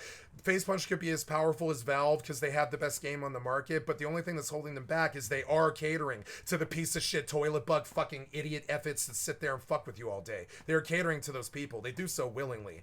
But sooner or later, they're going to realize that there's billions of dollars that are to be made if they just fucking bring rules that makes these garbage crab people not be able to do what they do to the community, right? And sooner or later, they're going to understand that all the hacking, and it's coming out this year now, the streamers are talking about it, all the bullshit hacking, all the fucking stream sniping, all the fucking harassment, all the sexism and the racism and all the horse shit. Over the next 6 months, we're going to see a media cycle that's fucking crazy, while every single streamer in the fucking world tries to cancel these little cocksucking pieces of shit and kick them out of the fucking community and get them the vac bans that actually does res their fucking game lists on all the Steam accounts that they buy and hack and bullshit fucking destroy the community with, right? And so the real gamers, there is, you know, like Asmongold has said it, and it is true. The boomers are not gone. We're just waiting, right? And this is something he says a lot, and it is true. There's like 20 million of us, and we know because there was 10 million of us on WoW, and there was like 10 million of us on other games. There's like 20 million of us, and only 100,000 of us will play Rust. Now, Rust 2 has the capability to pull 10 million to 20 million people if they get rid of the garbage crab people.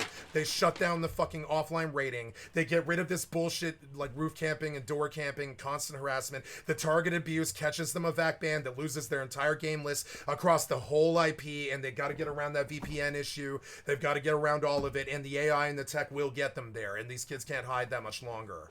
You know, they'll find some way to actually detect them. There's a way to do it, right? There's a way to get around them abusing VPNs and bullshit to use hacked and bot accounts to harass people all day. There's a way around it. Facepunch can't do it. I won't say what it is because it helps the attackers, but there is a way. I know what it is. I've seen it before. There's a way to stop the VPN constant fucking cycle of abuse where they just keep churning accounts through, so they're gonna hack and attack and abuse people, ruin Tarkov, ruin Rust, and just ruin the thing that they love the most, like the piece of worthless shit that they actually are, right?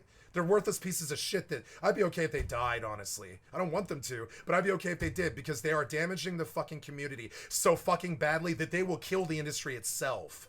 This bullshit, they think it's funny. No, it's not funny. This shit will kill the industry itself. It killed Tarkov. It's killing fucking. I won't play CS:GO 2. I just straight up won't do it. And that'll kill CS:GO 2 because their garbage crab toilet people. That's their toilet bowl. That's like their home toilet bowl. CS:GO 2. That's why it's at the top of the fucking list. It's where all the pieces of shit fucking like sit and float to the surface and mingle with each other and shit and hack and cheat, treat each other like shit and gamble like the piece of shit worthless fucking community waste that they are.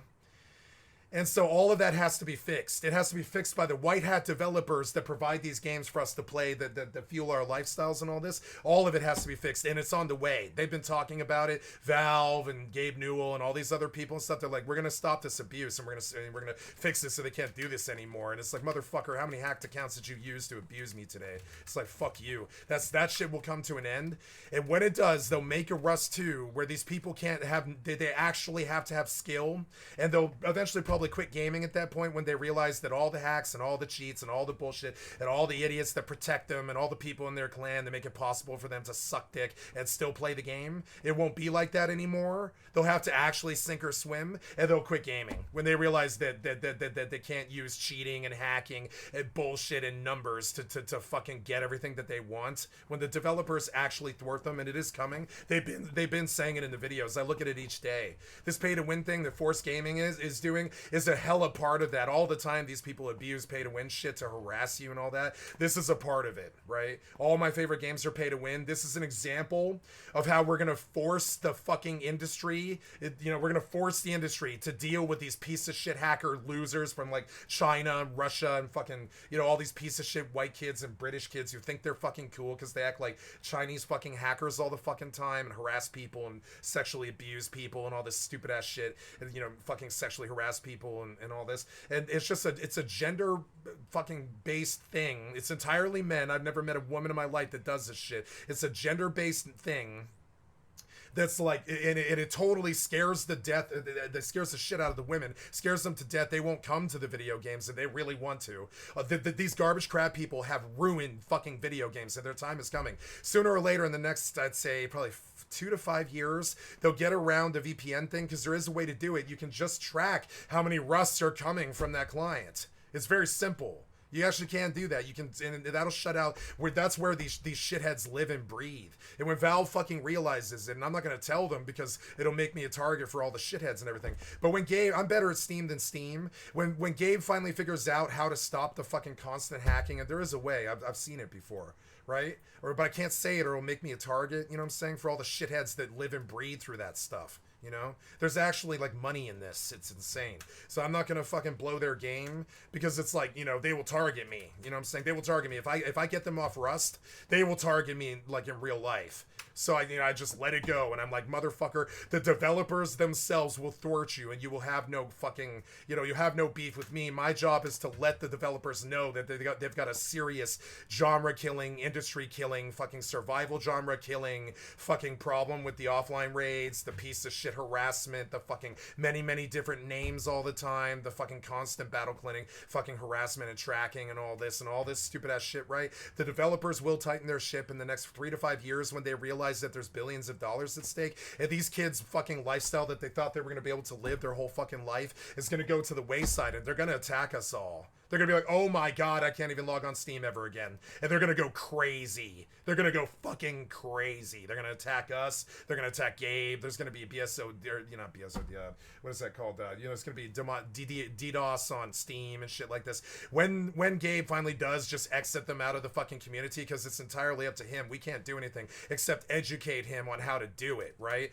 And he understands now. They've been saying now that hackers like this piece of shit that's harassing me is costing Steam like $5 billion a year and shit. So yeah, they're going to get the lawyers and they're going to come prosecute these kids. They're actually going to put them in juvie and shit like this. It doesn't sound like it is because it hasn't happened yet, but that's what will actually happen when he realizes how bad it is. And he has, but he doesn't know what the solution is. When he gets the solution like I have, and he actually figures out how to stop them, he will probably prosecute them because they cost them like $3 to $5 billion a year. These are not gamers. They're worthless pieces of shit that have ruined the games. The gamer is the one thing they aren't. All they are basically digital fucking terrorists. They're fucking worthless. They ruin every game they get on. They ruin the communities that they enter. They're like literally the fucking enemy. They are the sexless basement dweller incels that they always fucking talk about. They're probably furry. They're probably crazy. I mean, seriously, and I mean this. Like, this is the community. I see them all the time. They harass me all the fucking time. And and so like whatever. Not that furry has anything to do with it. I'm just saying it's one of the unifying themes that you see with these people because they're fucking crazy. Not that furries are crazy. If furries are good people, I'm saying it's a unifying thing. They're almost always furry too, because for some reason like low mental health standards tend to kind of be there for the furry community. And I'm not attacking furries. I actually have many furry friends. I'd be willing to go to a fur con or something. I don't care. I don't care about the furries. I'm talking about it sucks that often they're furries. Often these piece of shit, worthless toilet bug fucking terrible fucking people that ruin the games that we play, that they seem to love because they play all day, but they don't love the games or they wouldn't do this fucking stupid traitor bullshit like their daddy Trump does, And so, it is so goddamn stupid. So, they wouldn't do this traitor shit towards their own fellow Americans, their own Brits, or their own Aussies or whatever. They would never do this. Like, nobody would ever do this to their own community. These pieces of shit don't deserve the video game community. They damage every game they touch. They're stuck on stupid and their constant harassment, sexual harassment. They're constantly talking about weird, fucked up sex shit, and their brains are fried from Reddit and fucking hentai and shit. And they're young. So they stay up like 18 hours a day and they fucking constantly harass people because they just don't do anything with their lives.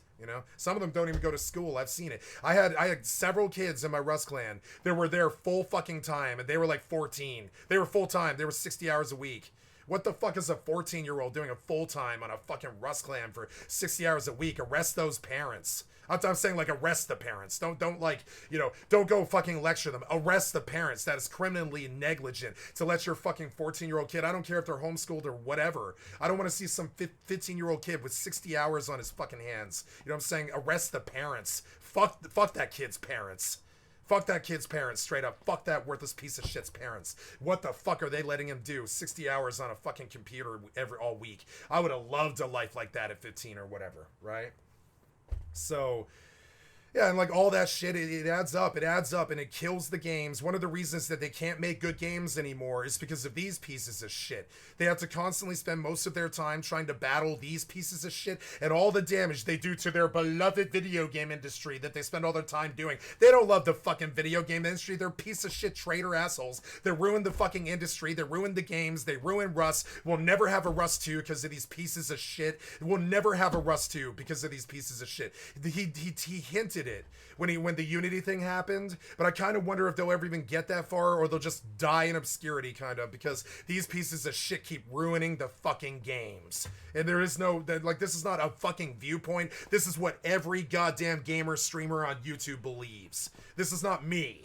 This is what every motherfucking streamer that I listen to absolutely says every single day. The pay to win is ruining it. The constant harassment, the targeted harassment, the bullying, the bullshit, the fucking weird sex shit, and all the fucking politicalized, tribalized shit, and that these idiot 15-year-old no brain, never read a book idiots fucking just spout out of their fucking cell phone addled brains. Never read a book, never had sex, never voted, but they sure do want to tell you about women, Trump, and dumb shit, right? No education, no sex, no like brainwashed by their parents, little Likemans and stuff. But boy, they really want to tell you about Trump, sex, and shit they've never done, like voting. And it's just like anybody from the outside can obviously see the fucking stuck on stupid low IQ harassment bullshit kill the video game industry culture. And I say just vac ban them. And when I say vac ban them, vac ban the fucking I won't even say what it is, but there's ways to vac ban them permanently. They don't do this because they know that they keep buying games.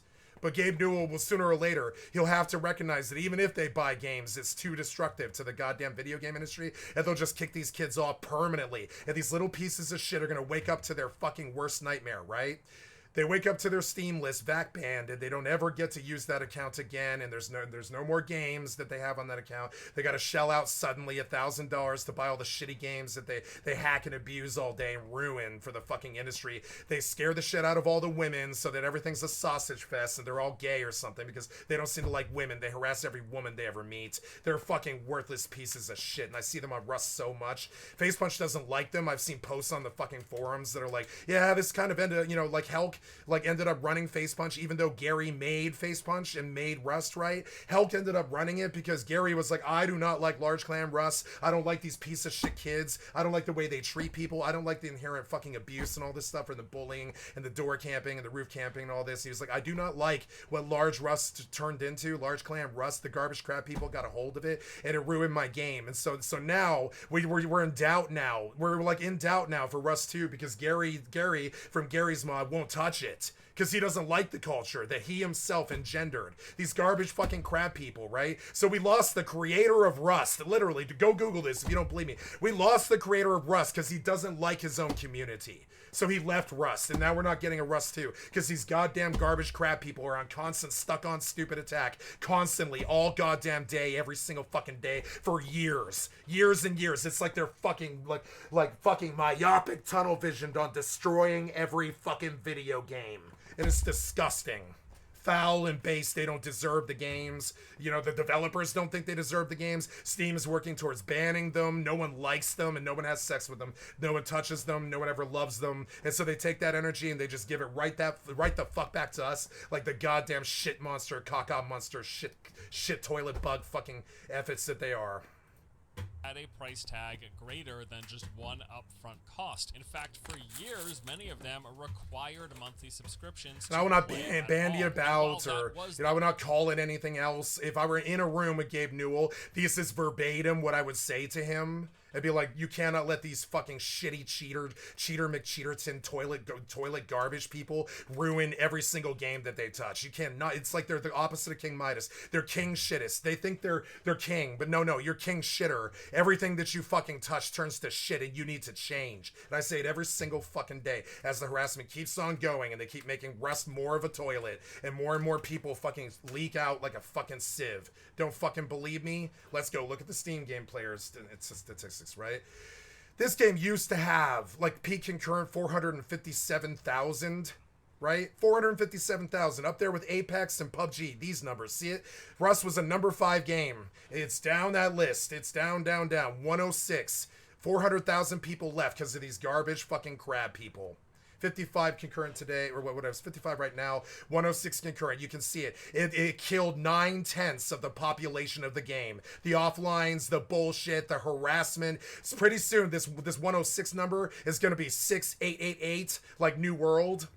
We're going to go down here to New World, and you're going to see an exact example of what happens when the pieces of shit that hacked and ruined New World made it impossible for anybody to actually compete, right? And so those same piece of shit, worthless, cocksucking fucking hacker, worthless fucking toilet bug demon, fucking caca demon shitheads, right? They infested New World too, and they killed the game. They like full-blown killed the game. They made it impossible to compete. They were constantly hacking and cheating with the fucking, the blunderbuss and the fucking, the musket and all that, and the bow. And they were just like ruining the fucking game. And now New World is not even a top 100 game. Seriously, it is not. And this is not because New World sucks or that they didn't dump $10 million or $100 million, $1 billion into it or whatever, right? That is not because of this. Look, Ghost of Tsushima did not do well. Tsushima did not do well. That's crazy. So, wow, Tsushima did not do well today. This came out today. Look at that, 57,000, right? We know why. It's because of the Sony debacle. You can't play the online version co-op with your friends, which is what some of these people are actually looking for probably when they bought the version. And they realize that they can't do online because they don't have a Sony sign-in because they don't trust Sony, because Sony let Russians hackers fucking take all of our info and sell it to the fucking dark web.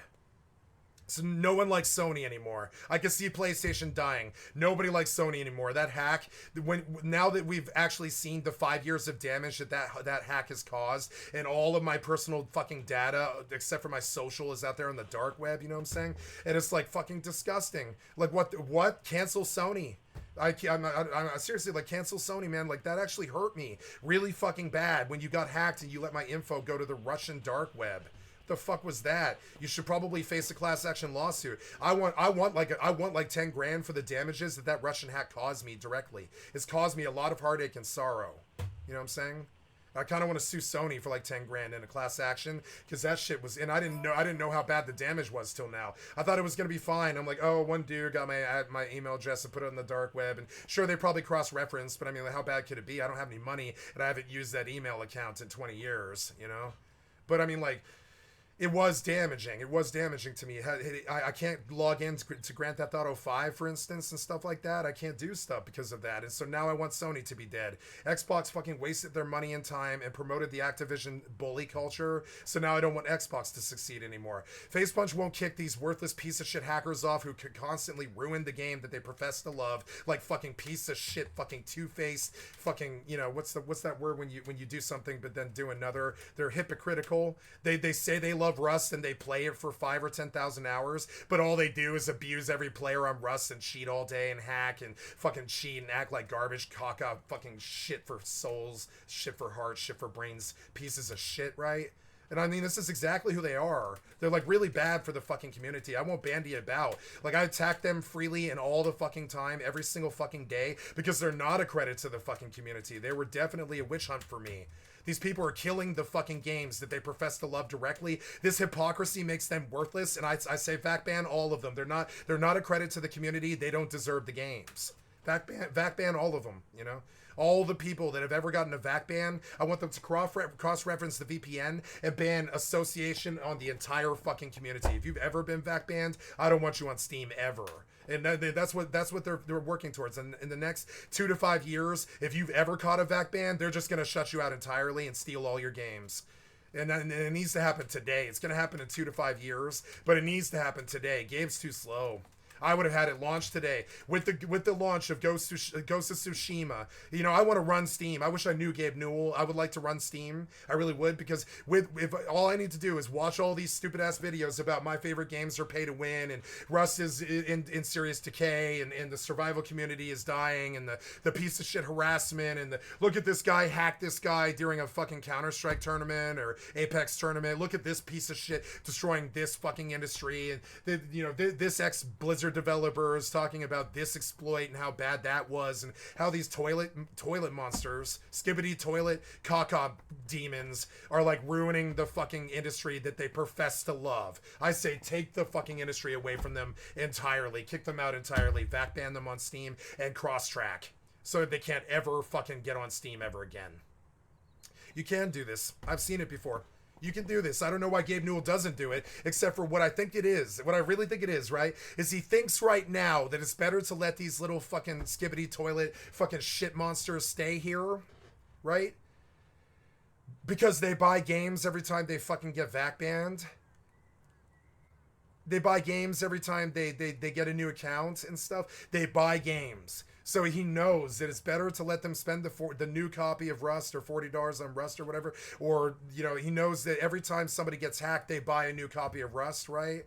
So it's not really financially wise for him right now to full-blown actually vac ban, crack down, and exit these people from our community permanently. But in 2 to 4 years, he'll understand that he'll have no future if he doesn't. When they start hacking every tourney and they start showing up at Gabe Newell's Rust base and whatever game that he plays, like they've been doing in Fallout 76 to Phil Spencer. Some dude nuked Phil Spencer. Some dude hates Phil Spencer. So he launched a nuke at his base on Fallout 76, like the caca monster, skibbity toilet caca monster that he is, right? And Phil Spencer nuked him back, which is like he nuked him back, which is a sign, right? Had he just been like, oh, that's my community loving me or something, right? It would have been the average corporate speak. But no, Phil Spencer nuked him back that same day. He gained the skills, went back, and nuked him back. This is like the actual, this is the writing on the walls that you can't actually see. Soon, the next 2 to 4 years, these people will be exited from the fucking community. And this isn't something that I'm like hopeful for. This is something that the developers are promising us right now today. They're like, in the next 2 to 4 years, this EAC shit and all this backband stuff will be a thing of the past. We're gonna exit these bad actors. They've been promising us for like 2 years now, and it's coming. They're gonna fucking exit these bad eggs out of the community, and I don't know what those fucking people will have to do. They'll have to go hack Rust, get a private server, connect a fucking like a dark web like fucking connection to sync Rust to each other, and all of those people on there are gonna be garbage toilet cheater crab fucking 15-year-old cock-sucking sexless cockeyed skibbity toilet monsters, you know. And the only people on that dead Rust private server like right, just like Final Fantasy 11 private server here. I mean, I'm dead serious about this. There is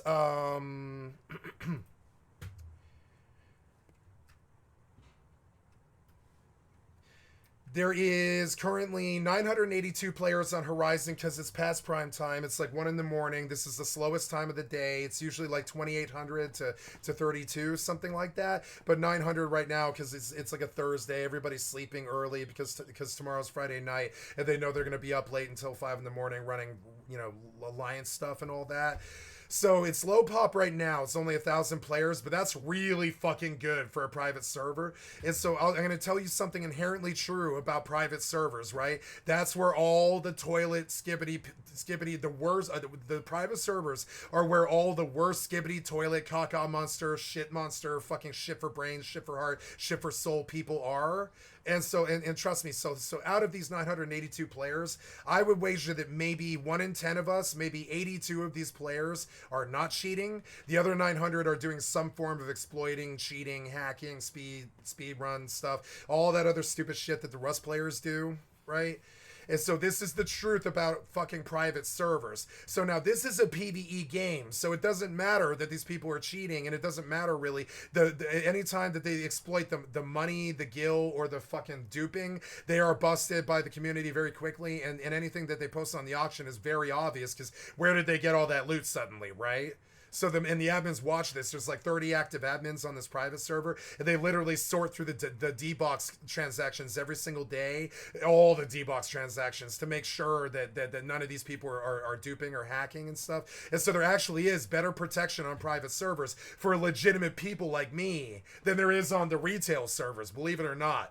So when they get their permanent VAC ban in the next 2 to 4 years, when they can't stop being skibbity toilet caca monsters, right? They're going to get banned next 2 to 4 years on the actual VAC ban that's over the VPNs and cross. They think that Gabe can't track the usage, but Gabe can. Gabe can track the usage. If you're showing up from that same machine over and over and over again, the MAC address will show what you are doing. It will show. I've seen it before. I've seen many videos, right? So right now, Gabe Newell is choosing to let you do what you do. But in the next 2 to 4 years, it will end, and you will get VAC banned permanently, and you will never be able to log on Steam again unless you buy a new account, buy a new Rust, right? Not someone stolen Rust, because those will be VAC banned, right? It's coming. No, not stolen, hacked accounts for $7. You'll have to shell out $40 for Rust every single time you want to abuse someone. And that's coming because guess what? Gabe Newell really fucking likes the idea of MAC address tracking you and fucking and making you pay $40 for Rust he doesn't care if you hack and abuse us. He honestly doesn't. He probably has a background in that, honestly. He probably does not care about that, honestly. I would really wager that he doesn't, or you would be gone, right? It's kind of funny. The devs know what you guys are doing, and they're kind of like, it makes us money. And us, the actual streamers that know the games that have been doing this for 30 years, we don't fault them for this because we like it when they get money. The legitimate people who don't fuck around and act like dickless, sexless, caca monster demon people and attack their own community like the worthless piece of shits that they are all day, king shitters that turn everything to shit. Everything they touch turns to shit. King shitters is what I'm going to call them, right? They're king shitters. They're the opposite of King Midas. Everything they touch turns to shit. Their relationships, their friendships, their attacks, their bullying, everything.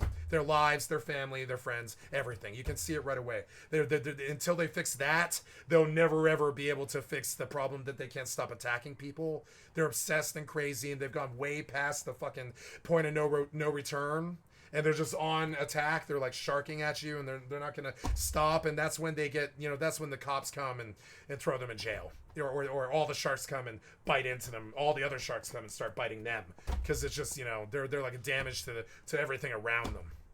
So Next 2 to 5 years, and it'll be a little while, but they will. Like, Gabe Newell will kick them off through the MAC address when he realizes that it's more money to get them to pay $40 new than it is to let them hack $7 accounts, right? And they will MAC address track it, and they will see that one address is logging on 5 to 10 or many accounts a day, sometimes all at once, right?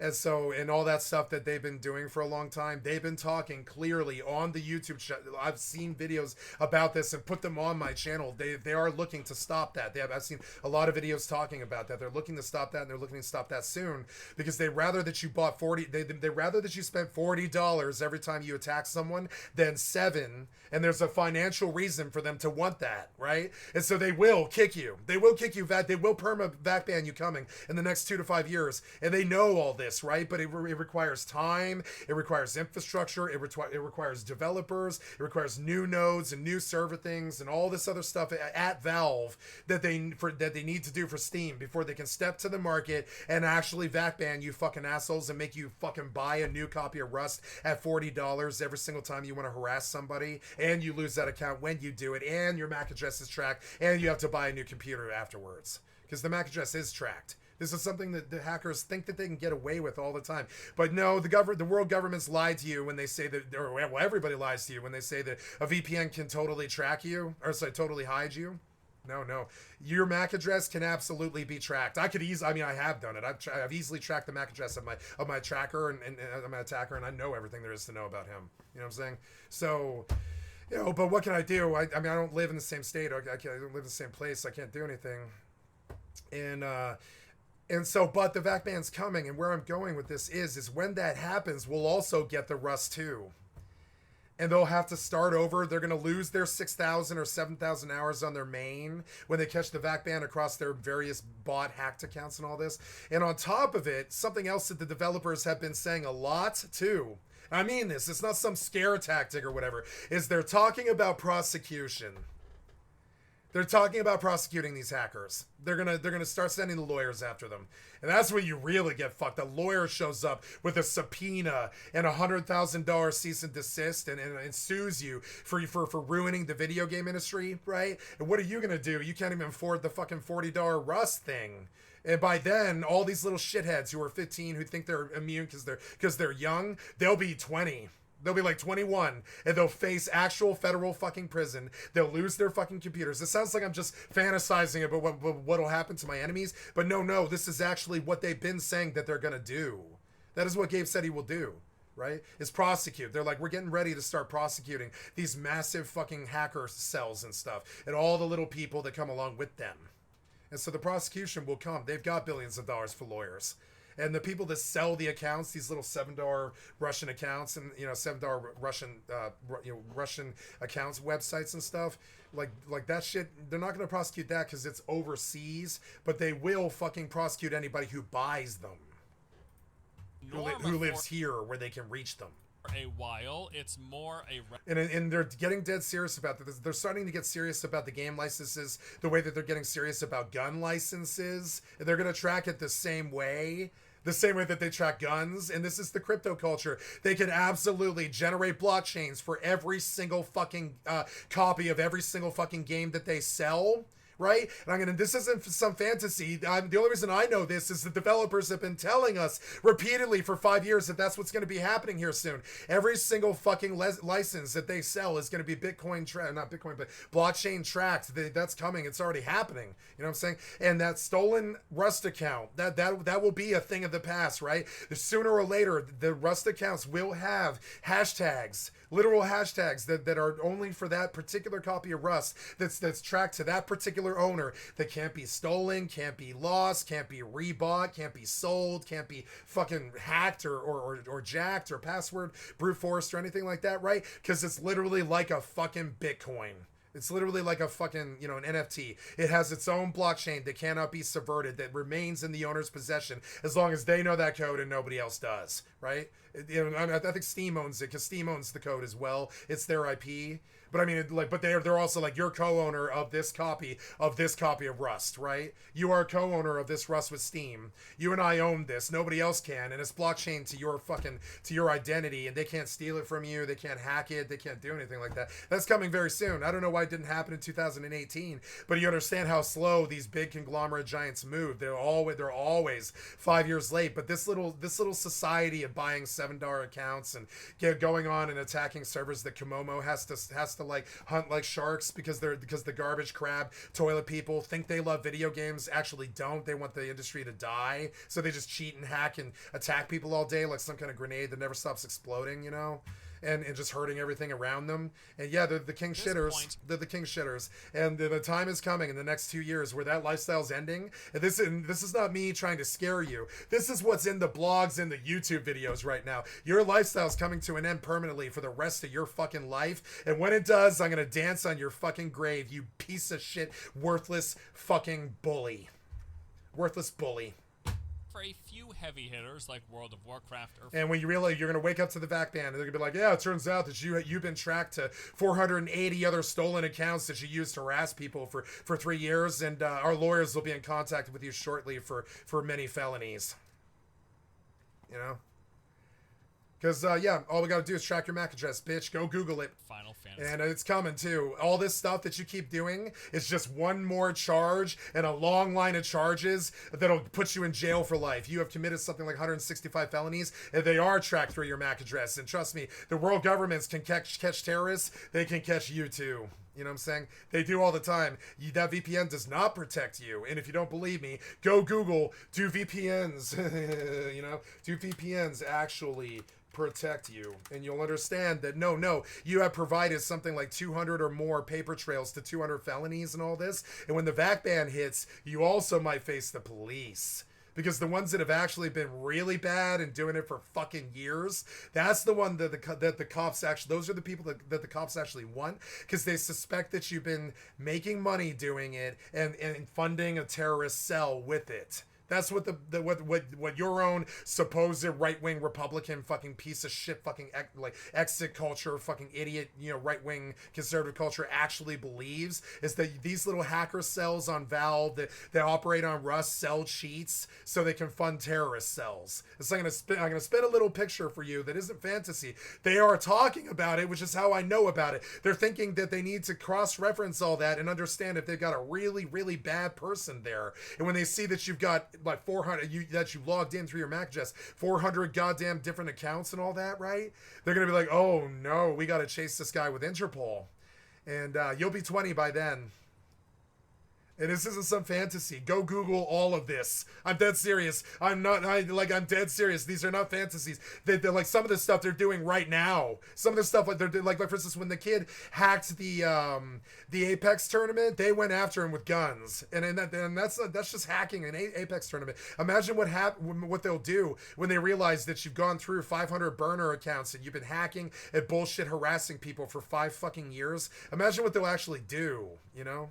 They might actually hit you with a criminal charge for every single one of those goddamn stolen accounts, you know? Your own government, it doesn't matter, you know, will come for you. Like this isn't my fantasy. I'm speaking with quite certainty. It's not some delusion, you know what I'm saying? They've been talking about this for years. They've been sick of letting you bad actors run with zero reprisal for a long time. That's ending soon. And when it happens, remember my words. It's ending soon. It's not like, you know, it's not like I'm hopeful for it. Oh, I gotta pray and hope that they do. They've confirmed it. They're coming for you. Requirement, certainly out of necessity. And it sucks because Facepunch makes skins pay to win for that culture. It's only for that culture. The CS:GO skin culture that is like so shitty. So shitty. Would mean they would shut down, and it's been replaced with them monetizing just about everything else. Yeah, just about everything else, right? Technical requirements of a subscription with an... And so you understand, they're like, okay, we can make more money off the skins and the live service than we ever could single player games and all this, right? And they're going to reach this point where they're like, we're making more money legitimately selling stuff than we are letting the hackers rebuy all the fucking licenses and all this and not busting them. And they'll be like, sooner or later, there's going to be some little shithead kid 5 years past this kid's time or whatever, who, you know, who's 15 when this guy's 20 in like 5 years or whatever. And some kid, when this guy's 20, he's going to ruin it for everybody. He's going to attack some tournament like what just happened in Apex, right? And he's going to ruin it for everybody. And this guy's going to be 20 when it happens. And they're going to come after him for the 450 stolen accounts he's had in his lifetime, right? And they're going to be like, you appear to be an actually really nasty black hat hacker who needs federal time, right? When they see the 400 stolen accounts through the MAC address, which is hilarious. And this, you think it's a fantasy. It's not. It's all confirmed science. It's right there on YouTube. Go and Google it. Your time is coming, bitch. And then they're going to come to me, and they're going to be like, yeah, it appears that he's been attacking you for, 5 years. And here's you know is we see that he only ever shows up and reports you, right? And, or I could ask them. I don't think they're ever going to tell me what happened. They'll never tell me what happened ever. But here is fantasy territory. Is I somehow managed to connect him right to it, and then when they fucking backban him, I'll come after him for something like 200 felonies, and I'm dead serious. And he'll be 20 by then, And I got his name, I got his information, all that. I just need actually to get him in a room, That's all. And we got the feds and the cops after him. It's awesome. I'm dead serious. Like the last time he did something, it aggroed several fucking federal agencies. It's insane. So yeah, just keep on attacking me, I guess. Keep on attacking me. Yeah, And I think, honestly, I really, mark my words, like right now, as of 5:17 at 1:30 in the morning, I'm making a prediction as a prophet, right? I'm thinking that all those stolen accounts and all that abuse that you do is going to be what gets you caught. And I'm going to sue you so bad. I'm going to sue you into the fucking ground. And I'm going to go into court with the 2,000 times that you showed up and left a paper trail. And I'm going to fucking sink you for life. They'll get you in a room sooner or later because you can't stop. And when they do, ooh, I'm going to get you so much. Optional one, we're talking subscription alternatives via battle passes or convenience buffs that are and also my family's going to sue you. They wanted me to say. Technically required. I'm talking about the crystalline auras and the ESO pluses of the world. And this whole thing got me thinking where my pay to win line is personally, because everyone has their own point where a game's monetization will hint. They have money. I don't. They'll sue you. Then they'll win too. They've got a lawyer. The experience enough that they want to stop playing. And it might just be conditioning. Maybe it's because I've grown accustomed to it over the years, but I really truly feel like the flat subscription fee was the least offensive and least game/experiencing ruining or you can just stop now of them all. You can it's stop not now. The most accessible, that is for sure. Like, you keep showing up every day, and every time you do, I take the screenshot, I take the report, I take the screenshot, and it's another fucking piece of evidence in your court case. I've said it before, but you keep showing up every day like you think you're just going to keep getting away with it. No, your time is coming when the MAC address, your MAC address fuck up actually sinks into your brain. You fucked up on your MAC address. I know everything there is to know about you. I'm dead serious too. So, Sure, having a required monthly charge is going to be a big turnoff to a lot of people, and it will certainly limit a game's potential player base. I understand that. Anyone on a we budget, gave them your info. Younger players with They're little building income, a case. or people who just want to save the money are way less likely to play games with required monthly fees. So I do understand. I get the fact that this isn't the best option for a game looking to attract as many players as possible, which, yes, I'll admit is most games. But at the same time, I am convinced it is the option least likely to ruin a game. If we are accepting of the idea that MMOs require some form of additional monetization to keep them running and supporting the game with continuous patches and content updates, which I do, I understand that just a $60 base box price isn't going to support a live service game to get continuously. This is your federal case reference number.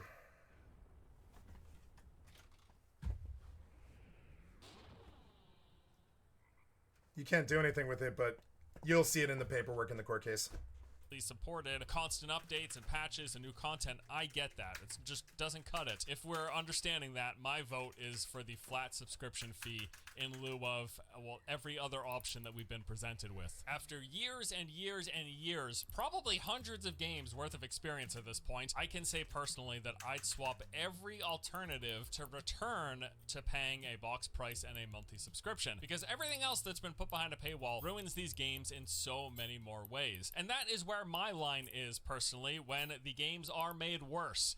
I don't love it. Crazy, I know, right? So what are we talking about? Well, you know the whole list of things, right? We've got the convenience gating, with aspects of a game designed to be inconvenient so that they can sell you the solution. This comes in a few forms, like limited inventory, games that restrict the default amount of bag or bank space to the point where you're gonna fill up and run out fairly quickly, but wouldn't you know it, they're selling more space in the cash shop. Or grind skips. We know MMOs, they are built on grinding to level, to acquire resources and currency, to earn faction reputation, the list goes on. So what you'll see is some combination of those grinds inflated, not for the sake of the experience, but so they feel just tedious enough that you want to speed up the process, and the cat. So all this being said, you know, so you decided to rack up state and federal charges being a shitty black hat hacker. That's unfortunate. We understand that you made that choice and we're coming for you, right? All that being said, no, I don't think I need to say it. Never mind. Happens to sell you the means of doing that. They'll sell experience. Oh, I was saying, still at this point, all you really need to do is leave me alone, and you can get out of this. Every time you leave another paper trail or another fucking point of contact is another day in jail. I'm dead, or more than a day. It's like another month in jail probably. So just best move here, word to the wise, is to never show up again. I'm dead serious. I would much rather just forget you exist than fucking put you in federal prison. Boosters, harvesting multipliers, or better yet, maybe they just straight up let you purchase the resources, currencies, and levels in question. And then there are the time savers. Sort of along those same lines, games will sell various means of saving time beyond those related specifically to grinding. Things that increase travel speed or eliminate the need to travel altogether, with things like mobile banks and vendors, for example. Pets that pick up loot for you. Games that might have energy systems where you run out daily will then sell you items to refill said energy, so you can keep using it and getting whatever benefits come from that. Some games will sell literal time savers, either items or buffs that reduce crafting times, research times, and remove travel cooldowns. And all of those there fall into the pay for convenience camp. But then there is the pay to win side of things, the power gating, where games will either have a soft or hard cap on natural power progression via playing, usually in the form of gear, but then sell the means to bypass that. So if you play normally, there will be some sort of a restriction or grind that requires waiting days or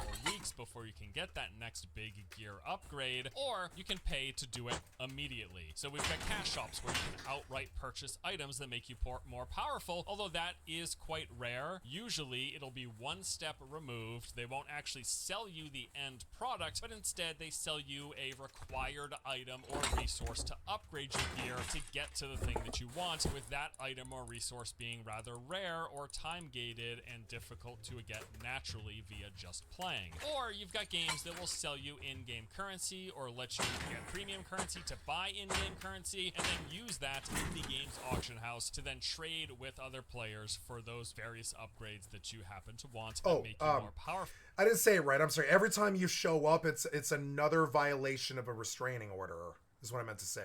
Every time you show up, it's another paper point, another paper trail on a violation of a restraining order, is what I meant to say. Every time you show up, it's a felony. We have a restraining order now.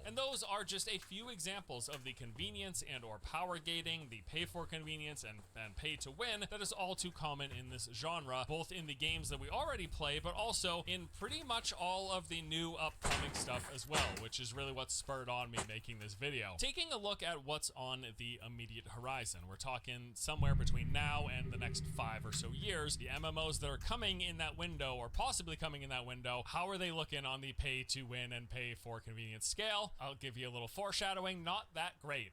Or in other words, they're looking good if you like pay for convenience and pay to win. So we've got the handful of Eastern MMOs that for sure, guaranteed 100% are going to be pay to win. Throne and Liberty is already confirmed to be pay to win. It has already launched in Korea. We know what they're going to be monetizing, and without a doubt, most if not all of that will be coming to the global release as well. Blue Protocol is also now confirmed to be pay to win. It's just going to happen. For ArcAge 2, well, this might as well be confirmed because it is the sequel to ArcAge after all. I would not expect it to be anything other than pay to win. And while Chrono Odyssey has yet to be confirmed pay to win one way or another because we just don't know that much about this game, my money's on yes, it most likely is going to. Beyond all of the Eastern MMOs, which are historically pay to win and seem to be living up to that reputation going forward in the upcoming releases that we have on the near future, we also have the sort of MMOs, the MMO lights, the shared world games, many of which are also pay for convenience or winning. So there's Soulframe, which of course comes from the Warframe devs, so it will be pay for convenience at the very least because, as we all know, Warframe has a lot of ways to spend money, to skip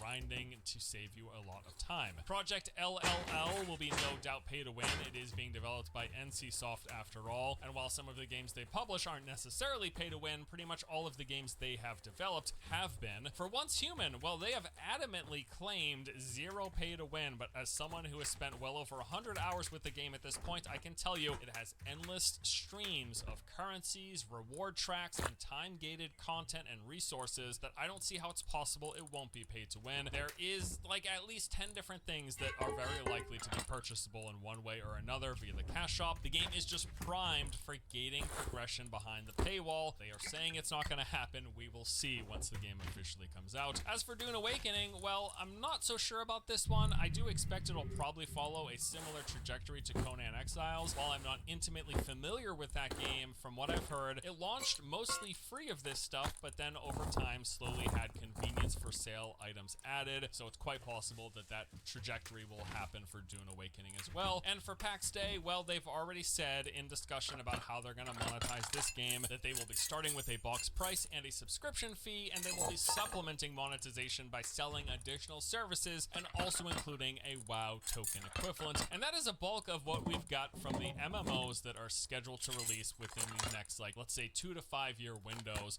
Pretty much all of them have either pay to win or pay for convenience. Now, my hopes of us getting good MMOs not full of intrusive microtransactions anytime soon were dashed pretty hard recently. In March, Riot announced that they were going to be going back to the drawing board and starting over with the development of the League of Legends MMO, saying that after a lot of reflection and discussion, they've decided to reset the project as their initial vision just wasn't different enough from what's currently available on the market. Here, they emphasized they didn't want to offer just another MMO we've played before with a rune terracotta paint, but wanted to deliver something that feels like a significant evolution of the genre. So this decision to start over definitely couldn't have been a light one, considering Riot began prototyping this game in 2016, which means they're hitting reset on 8 years of development. And with this announcement, they said they're going to be going dark and not talking about the project for several years. I definitely expect the Riot MMO to at least sell some semblance of convenience, or maybe even if they're just focused on the cosmetic side of things, pulling their inspiration possibly from League of Legends, right? That said, yeah, we're not going to be getting this game for at least 5 to 7 years would be my guess. And then prior to that, earlier in the year, we got the news that Blizzard's in development survival MMO, codenamed Odyssey, was just I can't believe they canceled this. Fucking idiots. Why did they cancel that? Employees. Like with the Riot MMO, this that was also a player. happened fairly far along in the process. Are we here? No. Why are we not moving? I have told you many times to move. Please don't attack me.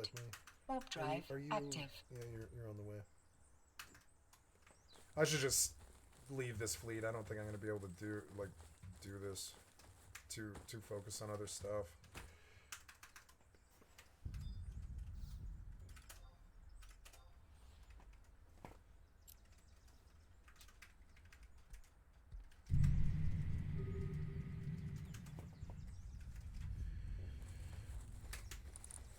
Hey, that's actually really good. I'm gonna go home with it then.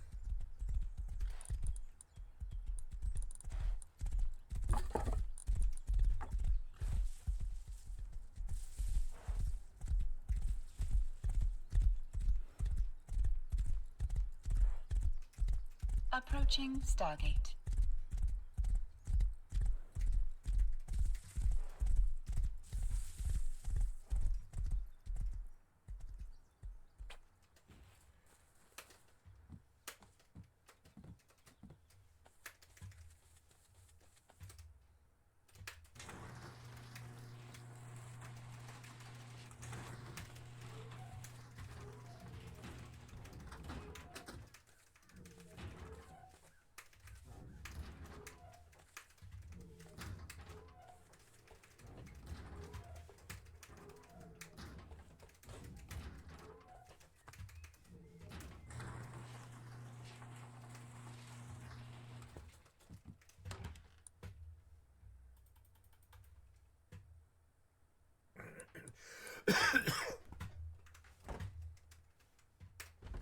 Autopilot jumping.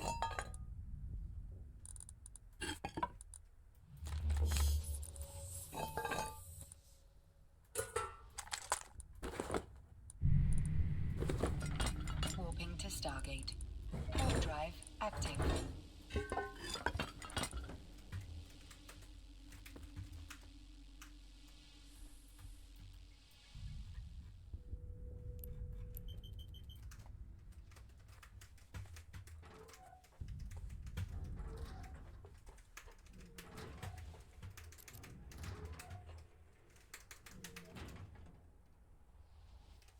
Oh, shit. Oops.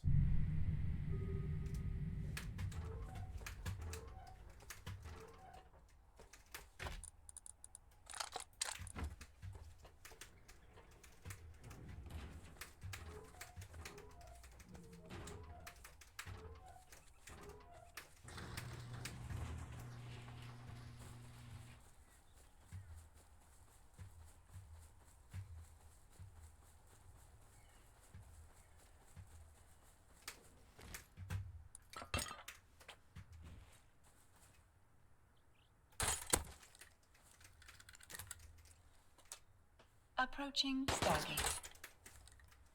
How did that miss? I haven't had the dot over him. How did that miss? God damn it. I think they changed crossbow this month because it's way more like you have to. They changed it. If you want to fire right, there's a big wiggle when you first ADS. It wiggles a lot, and see now it's steady, and then it wiggles a lot, and then it goes steady, wiggle a lot, and that wiggle really hurts.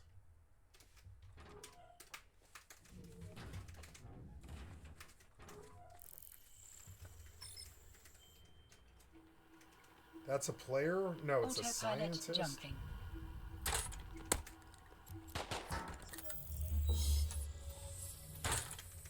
Missed him. Warping to Stargate. Oops. Warp drive active.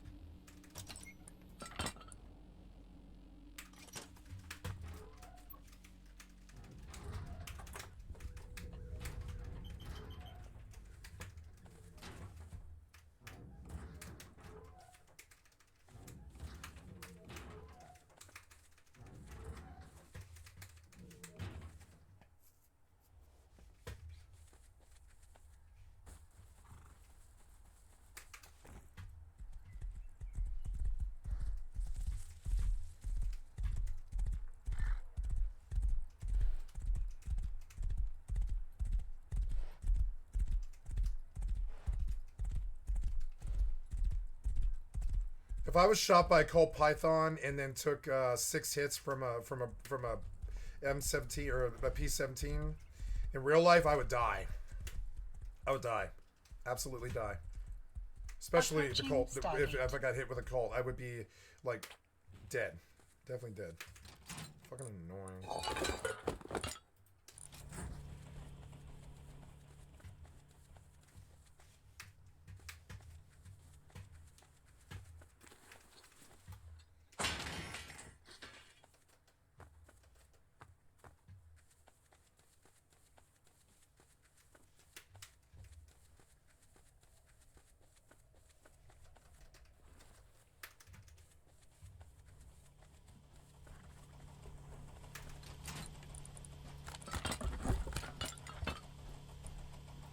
process. We know that Blizzard's Odyssey spent 7 years in development, beginning production in 2017. The game was said to be in a playable state as of 2022. Odyssey really did seem like it was going to be Blizzard's first post-WoW attempt at releasing another large-scale, massive multiplayer game. And for as much as the company has changed and for all of their issues they've had over the years, it was still certainly something I was interested in seeing and giving a shot. But yes, as of January, after 7 years in development, Odyssey is no more. And those two were pretty massive, like on the near horizon MMOs, because they had both been in development for 6 to 8 years. We thought that they might be coming in the next few years, and those were games that I thought could be on the lighter side of monetization. And before you laugh, like, yes, Blizzard certainly monetizes a lot of aspects of their games, but they tend to be less intrusive into the game experience. At least that's what I would have expected from the survival game. I would assume that survival game might have followed along the lines of Diablo 4's monetization. Like, yes, they got the battle pass, yes, they got cosmetics, but not too much of the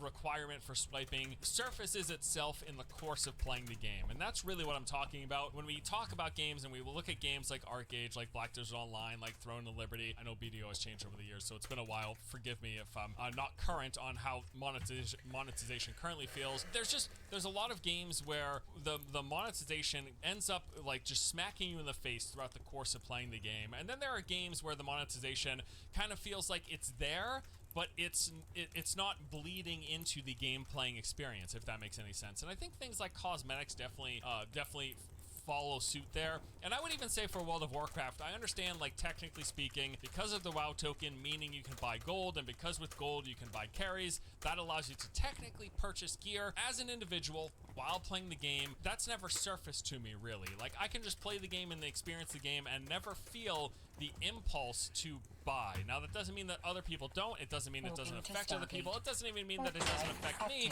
because yes, maybe other people getting gear faster than me has some sort of an impact on me. Really not personally for how I play, but I do understand the argument there for how people do consider World of Warcraft or any game that lets you buy gold pay to win. Like, certainly I get that. It's really when the game design is interfaced with that cash shop, and again, it smacks you in the face throughout the course of playing and experiencing the game. When that happens, that's when it's most egregious to me. Not the presence of any sort of potential microtransactions or a game having a cash shop. That merely being the case isn't egregious enough to just really upset me and ruin the game playing experience. Like with Lost Ark, when you have this gear upgrading system and you go down to like a 0.5% to succeed, otherwise you fail, and games where gear can break or you lose resources or you require weeks of grinding, but then they conveniently surface to you, hey, but here's this cash shop where you can skip all of that and just buy the thing that you want to make yourself more powerful. That is the worst implementation. That is the side of it that I really, really personally dislike. And so the reason that I brought up the Riot Runeterra MMO, the League of Legends MMO, and the reason that I talked about Blizzard's survival games is because I expected both of those games to be on the lighter side of that equation. And there are other AAA MMOs that may very well be that way as well. We really don't expect to see them anytime soon. So I'm talking about the Lord of the Rings MMO that is coming out of Amazon. The fact that Sony is reportedly working on a Horizon-themed MMO. There's also a Warhammer It's MMO. funny, I think the LOTR announcement that Amazon had used New World's engine for LOTR, which is a good engine. I like the New World engine, although it needs to be optimized much more than it is. But I think with a big IP like that, they will. New World was not a big IP when it started. I like the New World engine. I think Lord of the Rings will be very good. And I think when they announced that, I think it absolutely 100% killed New World immediately. Just killed it. No problem. Just killed it immediately.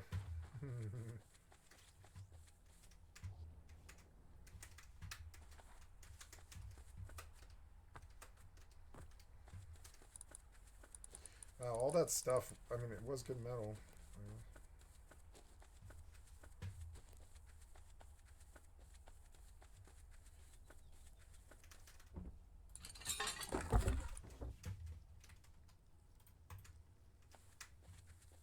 Ghost MMO from fantastic Pixel Castle. We've got Guild Wars 3 coming, and Approaching ZeniMax Stargate. Online Guild Wars Studios, the 3, developers huh? of ESO, they've got a new MMO in the works as well. I would assume that most of these will have some sort of pay for convenience. I think that's certainly likely, but I think they're far less likely to have aggressive, in-your-face experience hindering pay to win. And so, yes, I am still tentatively looking forward to these games, but like I said, these are still way far out on the horizon. I don't think we're going to see any of those games that I just listed for at least 5 to 7 years, at the least. Which one of these would be likely to come out the soonest? Maybe actually ZeniMax's MMO, because apparently that has been in development for a long time. But all those other games that I just listed, they are years and years, maybe even more than a decade away from coming out. Point of which being the immediate horizon when it comes to new MMOs for us to play. It's not looking particularly good if you were hoping for ones that aren't aggressively pay to win. I didn't know or this was heavily here. laden with pay for convenience. In fact, the Autopilot only MMOs jumping. that I can think of right now that appear 100% confirmed to have neither of these are Core Punk and Ashes of Creation. Just about every other MMO that we know of coming out in the next few years has one or the other. And yes, it just makes these games worse. It makes them less enjoyable, at least speaking personally. But it's also pretty much unescapable. If you like the genre, you basically just have to put up with it and try to enjoy the games in spite of it, which brings me back to my earlier question of where is my line for pay to win. I think I've really realized over the years that it varies from game to game, but generally speaking, I will hit that line whenever a cash shop inserts itself into the play experience and gets in the way of progression. If it's surfaced to me while I'm playing and just trying to enjoy the game, that's when I really dislike it. A game merely having a cash shop, selling convenience, or even power doesn't necessarily make me not want to play, because that would mean not playing pretty much every MMO on the market, because they're all having some variation of that. But yes, whenever it becomes obvious through the course of naturally playing that I would be better off swiping and accelerating my progress, that is normally when I'm going to check out. I'm happy to enjoy a game up until that point, but once I hit it, yeah, see you later, right? It'll never happen, but I do wish, I really do, that we could just go back to the days of I will buy your game, I will pay a subscription, please get rid of everything else. It was so much simpler and so much more enjoyable, because you could just, because the subscription, with the subscription was there, I was paying the $15 a month, but I didn't have to think about it when I was playing. When I have to think about the fact that there is additional monetization and it's being, and I'm walking into these monetization walls, these paywalls that I need to either swipe or Docking request grind for excessive accepted. amounts of times to progress over, when that happens, it really, really sours the whole game Autopilot experience. And yes, it disabled. makes me want to check out, and 9 Waypoint times out of 10, that is the point in which I do check out. But that is it for today. Checking out of this video. Thank you as always for watching. Hope you enjoyed. And yeah, I will see y'all next time. Take it easy. See ya. It was good. I like this video. I think he's getting much, much better. I think in time... Gambling is just regular gambling on... Sorry. I think in time, I think Force Gaming could be the best thing on YouTube, because he's the most mild-mannered, non-threatening, but still knowledgeable. He is knowledgeable. There is a really good brain like mine. I think he's actually a very smart man. And I think he'll go good. I think in 10 years he'll be very famous, which is kind of funny. I look at these people that chose to do careers that I don't think are that important to gaming, but they're so successful with it. It's kind of funny. You can tell he chose like a more candy approach to gaming instead of being like hardcore like me, I think. And there's a lot more money in that, especially if you're willing to put out videos every like 5 days about something and make it look really professional and all that. I like his music that he runs. It's like the only background music in any of these videos that I actually like. It reminds me of old school hip hop in the hood. It's actually really good. Oh yeah, I need to go drop all this. But his content's kind of like sort of lukewarm. It's like sort of lukewarm. It's not very specific ever, and it's sort of like very general. But I don't mind it. It's easy to put on. I enjoy it. It's good. I think that's his vibe. He's like, yeah, mild-mannered content. And I actually don't mind that. I think it's actually super good. Oh, good. Two of the three gears I need. How much metal do I have? The furnace is out. I have not gone mining. Might as well burn sulfur to do something, I guess. Yeah. So out of metal, maybe. Oh no! Look at that. Nice. That's good. Okay. So all I need is another run. We're just gonna get rid of all this fucking crap. All of it.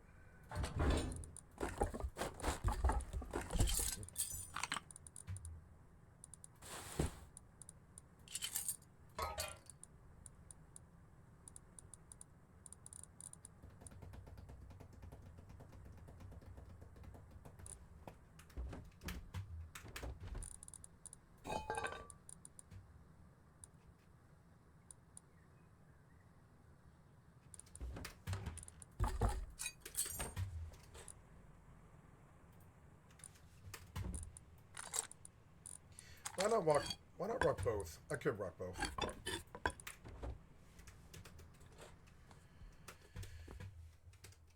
gonna go put this, I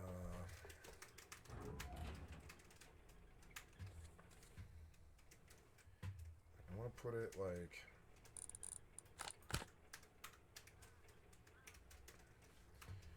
I guess I can't? I can't.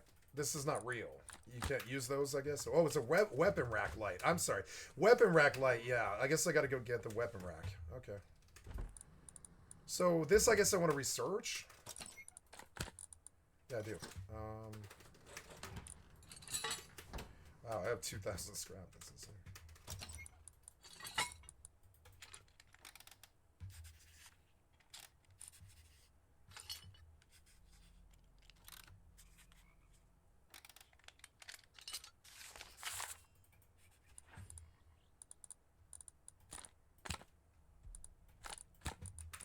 Sucks.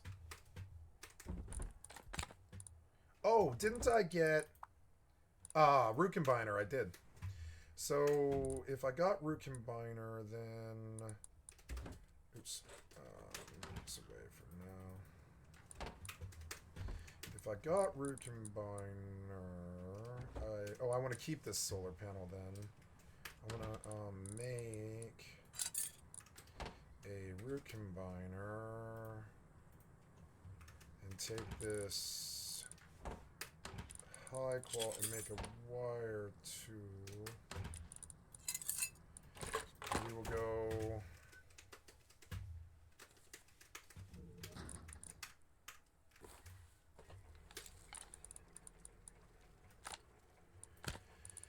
yeah.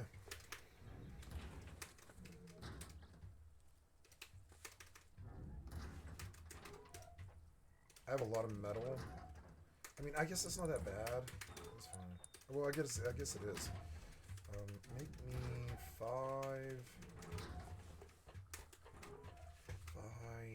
metal shop fronts and five. Well, no, 1, 2, 3, 4, 5, 6, and 2 metal shop fronts. Yep, there goes a whole stack of metal.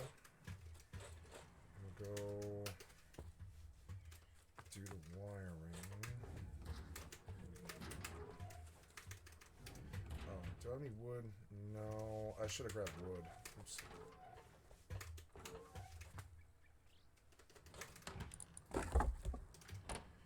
One, 2, 3, 4, 5, 6, and then go back in the TC.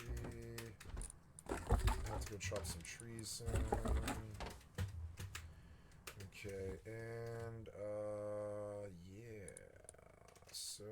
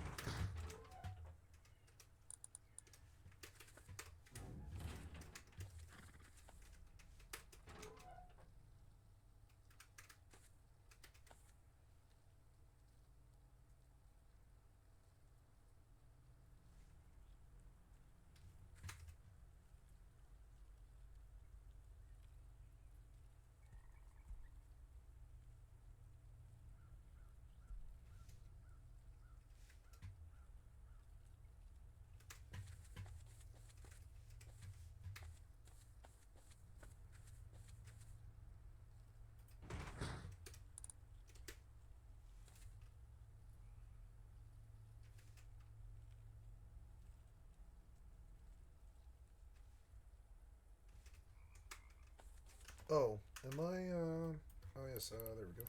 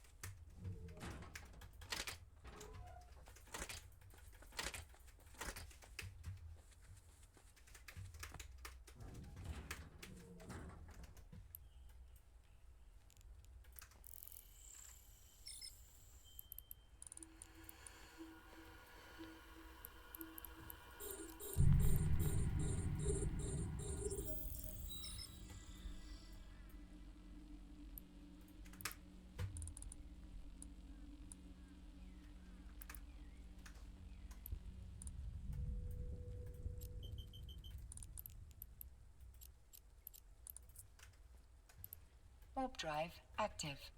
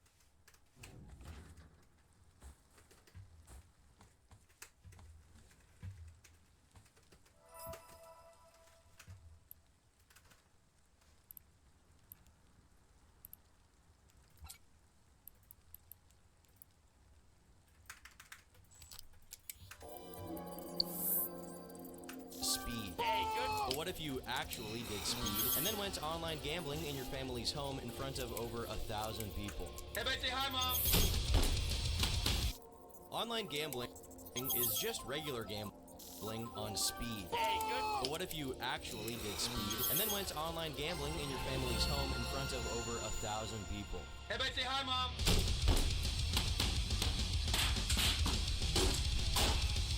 Oh my God, there it is! Yeah! Ah, dude!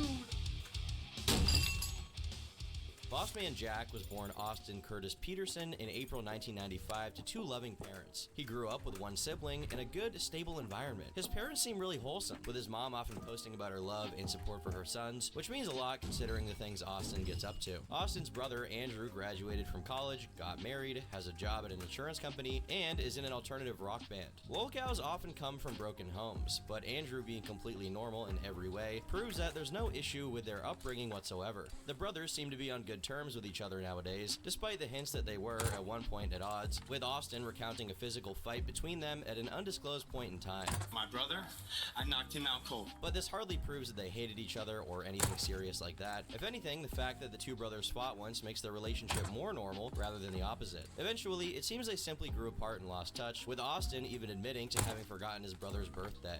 Bro, he just turned 32. Now I think about it. September 22nd. Yeah. I totally missed his birthday, now I think about it. In his youth, Austin was a bit of a delinquent. He liked skateboarding, smoking weed, fishing, and being a criminal. In 2013, when Austin was 18, he was caught trying to buy alcohol while underage. But this is a very common charge, and were this the only one he got, it wouldn't really matter. However, 1 year later, Austin, accompanied by 2 friends, rampaged through the Brickshire area of New Kent, Virginia, rummaging through 12 vehicles and stealing anything they could find. The reported stolen items included loose change, credit cards, a high-end camera, I've done that jewelry, before. and even a firearm, though I should say the person responsible. Yep, one night when I was like 15, we went all over downtown, busting every third car window, any car that looked like it had money at all. We go crack, crack, crack, crack, crack, crack, all down the block, get in the car, look for anything, get out. CDs, you know, not stereos. We're not looking for stereos, shit that's like super expensive. We're looking for packs of cigarettes, drugs, money, stuff in their consoles and in their thing. And that was when I was 15, and I didn't do that. Like, we weren't doing that because we were poor or needed money or were trying to rob anybody. We wanted to see what was in their cars. Oftentimes I would leave really, really valuable stuff. You know, I wasn't really looking for stuff, really. I was looking for drugs.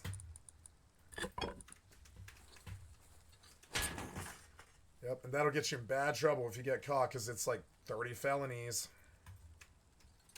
Austin's accomplices. Following an investigation by the New Kent Sheriff's Office, the 3 of them were arrested in connection to the robberies. From what I can understand, he was charged with a total of 21 counts, including 3 different kinds of larceny and tampering with a vehicle. However, he got a deal in which he pled guilty to just 4 of those counts, all of them misdemeanors, and all the other charges would be dropped, with him getting a year of probation and a fine of a little over $3,000 as a means of restitution to the victims. Due to how poorly planned and executed this criminal act was from the get-go, Austin was probably going to get caught no matter what he did, but I should note the fact that he made it easy for the cops to connect him to it when he started looking up items he'd stolen on Google to see what they were worth, presumably so that he could ask for that value from the person he intended to pawn it to, who was also arrested and convicted, by the way. Ultimately, Austin only spent 29 days in prison, the judge's reasoning being that it was a sufficient wake-up call for Austin to not reoffend. It's unknown what exactly swayed the judge, but it's speculated there were many members of the community, including the deputy police chief of the county, testifying in favor of Austin's character. According to them, Austin had just fallen into the wrong crowd and was a normal kid caught up in drugs, alcohol, and immaturity. When viewers brought this up on stream, he showed a lot of remorse and admitted the reason for the crime was to feed his addiction to Xanax. Karma bit me so hard in the ass, and I deserve every fucking bit of it. And yes, I'm you do. still not Fuck the same. Xanax. I will never be the same again after I got fucking arrested for fucking stealing out of fucking cars, dude. Yep. You will never be the same. Nope. I've got a lot of bad stories like this, but not like that. I was never caught doing anything super embarrassing like that. I've done a lot of super crazy embarrassing things like that would have ruined my life, but I didn't get caught for them. That's the difference, you know? The 2 worst times were trespassing. I got pulled over for possession of my ex-girlfriend's drugs, and when I was 17, I was in a high-speed chase for possession of ecstasy. Those are the 3 things. The ecstasy thing ruined my fucking life. But the problem was, all I was doing was smoking a cigarette I was sitting on the back of my car smoking a cigarette at 3 a.m. in a bank parking lot. I don't know what I was doing wrong. I guess driving while I was high, driving while I was high, I guess. Or no, I mean, they didn't even hit me with any kind of DUI charge or driving while high. They hit me with possession. they didn't want to arrest me. One of the cops was my cousin, and we almost got it all dropped because that was a conflict of interest. It was actually kind of crazy. So my cousin spoke for me, and he didn't even know who I was. He recognized the name.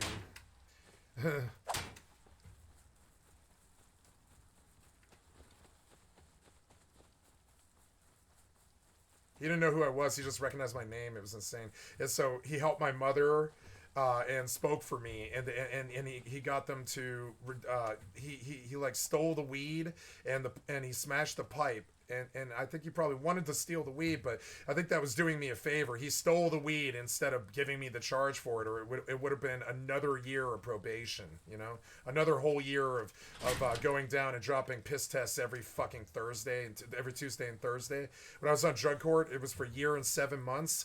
And I'm sorry, no, that one was 11 months. Excuse me, that one was 11 months, and it was a drug test every Tuesday and Thursday for 11 months. It sucked, and I was 17. I had an ankle monitor. I was so stupid, but I mean, like, I don't know why sitting on the back of your fucking car, smoking a cigarette, and not even driving, because I was high. I wasn't driving. I was like, you know, when I got like kind of high off the pill that I'd just taken, I parked the car and I sat on the back of the car in an empty bank parking lot and smoked a cigarette. I was not even driving. And when the fucking security guard came, I waved at him, and he didn't even shine the lights or anything. He didn't wave his lights or turn on the sirens or tell me to leave or anything. He just turned around and left. And I waved at him, and I was like, I'm driving away now. And I pulled out of the parking lot, and he followed me out of the parking lot. And I was like, okay, well, I'm getting on the highway now. I thought you would pull me over if you were going to pull me over. And then we get on the highway, and he's still following me. And then there's goddamn 7 cop cars fan out behind him.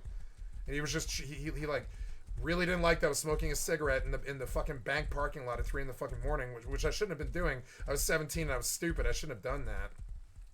I learned that time where you park really fucking matters. Where you park, and then later on I learned, like, even parking your car in your own spot can be dumb some days depending on what's going on. It's insane. It's, you know, parking can be a real fucking dumb thing. But yeah, just because I fucking paused to smoke a cigarette in a bank parking lot, I had to do 11 months of probation on drug court for possession of ecstasy. See, it's stupid shit like him, but I mean, I think these kids were doing something really selfish and greedy for drugs. I was sitting there smoking a cigarette on the back of my fucking car. And that's one of the reasons why my mom fought for me so hard. I kept maintaining that. I was like, all I did was I got high off a pill.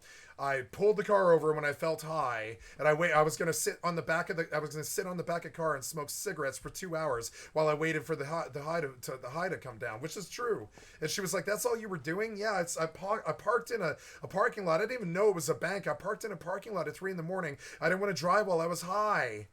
And she was like, "You got in a high-speed chase over that?" I was like, "Yeah, I didn't." It was so scary. When the cops fanned out, I was like a mile ahead, and I was like, "Wow, I think I can actually just get off on the exit and go like shut the car off on some side street, and they'll never ever find me." And that was also stupid. I told her, I was like, I was so far ahead that I figured that like by the time that they, you know, actually got to where I was, I would be long gone. And she was like, "You shouldn't have ran." And I was like, "Yeah, but I was so far away. I didn't want a ticket." Like I was like, "You would have ran if you were me." I was like, I was so far from them, but nope. Suddenly they're going 150 and screeching, you know, they're all going 150 suddenly. And I'm going like, you know, 110 or something. And I got up the off ramp before I just pulled over. I was like, nope, I'm not even going to be able to take a right here. One of these guys is going to reach me before I can even park the car. So I just stopped. And they were like, and they could have hit me for high-speed chase, but like they realized that I was 17 and scared, so they didn't. They were nice about it, and they didn't do the extra drugs that were there. They only busted me for the ecstasy. That was it. 3 pills of ecstasy. Double stack Mitsubishis. Fucking retarded. God, I love double stack Mitsubishis, but I mean, it cost me, you know. I mean, like that whole thing, like I learned, and this is a reoccurring thing throughout my life. There was no reason why that happened. There was no reason why it ruined my life for a year.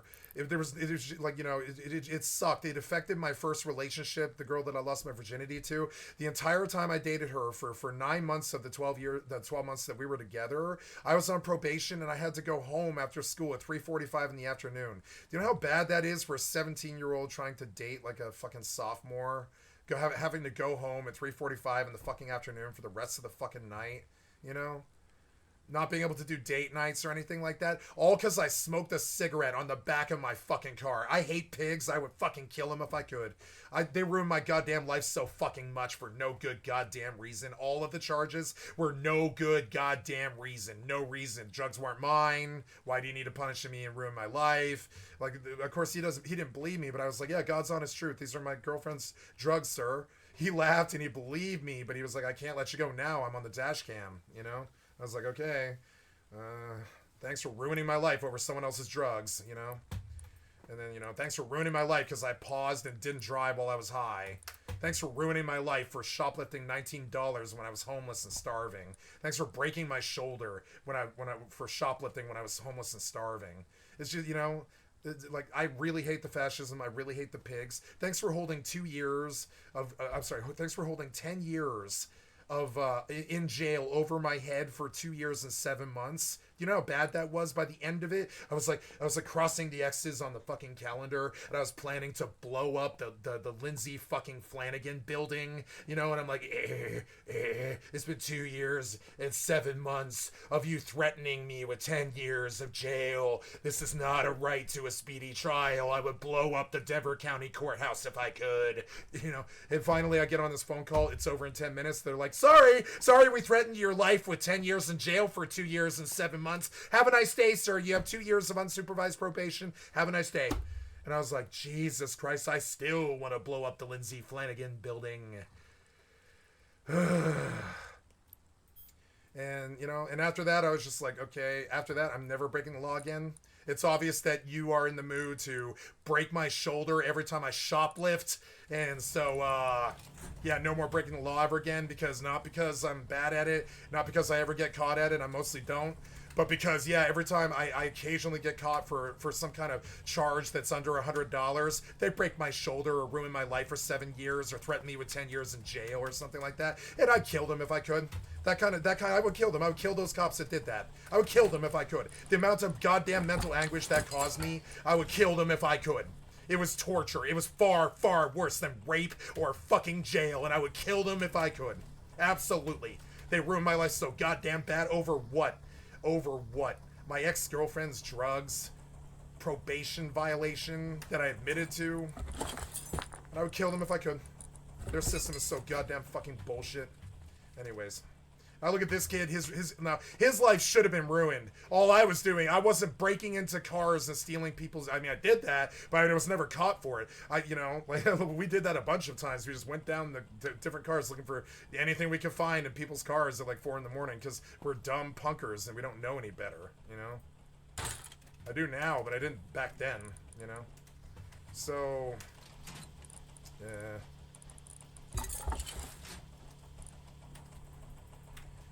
And like, so, yeah, and, oh, what was that? That was, oops, cancel, compress. Are we mining? Yeah, but are we mining on both alts? Yes, we are, but I don't know. Compress,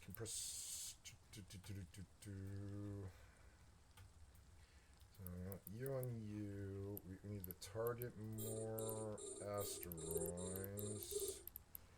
Not bad. We're up to 10 mil. Maybe a little more. Like 20, because I put some away earlier.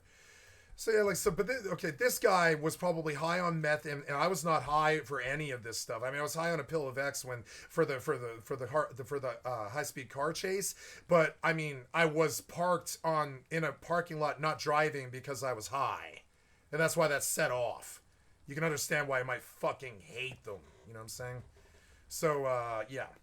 And, but this kid, he actually, now had I been caught breaking into cars with my friends looking for drugs and CDs and stuff like that just for fun on a drunk punker night, I would have taken what he got. All the felonies, all the time, all that problems and stuff. I would have taken it like a man or whatever. But the times that I was caught, it was over like sitting on a car, fucking shoplifting $19, driving around for, what was it? I think it was like 2 years and 4 months with a couple of bags of dope in my overhead mirror that I didn't know was there because I don't use mirrors, right? If I was vain like anybody at all, I would have looked in the mirror during those 2 years and 4 months. But I don't ever look in the fucking mirror, so I didn't know the drugs were there. You know. And so, yeah, sorry, my ex-girlfriend left some drugs when she was driving my car. She left some drugs in my fucking overview mirror. Like less than a gram of black and less than a gram of clear, you know? And like, god damn it, that ruined my life so fucking bad for like 7 years. And they threatened me with probation violation, 10-year maximum sentence and all this. And I keep thinking about how much damage, that fucking psychic damage that actually caused me. I'd like to sue them maybe. One of my life dreams is to pass the bar. It's not past, I would have had to pass the bar in the madhouse when I dealt with all of it, and I would have had to, you know, pass the bar and begin the processes of suing the city and county of Denver for torturing me like 5 times and threatening me with 10 years in jail for non-violent, non-felony, like drug charges that weren't even mine and shit like that, over probation violation that I admitted to before they even caught me at it, and all this other stuff. And yeah, I think you know, all that mental anguish and damage that caused me, I'd like to fucking sue them. I'd like to kill the cops who did it to me. I'm dead fucking serious. Like, you know, these are people who are supposed to be trying to help protect me, but no.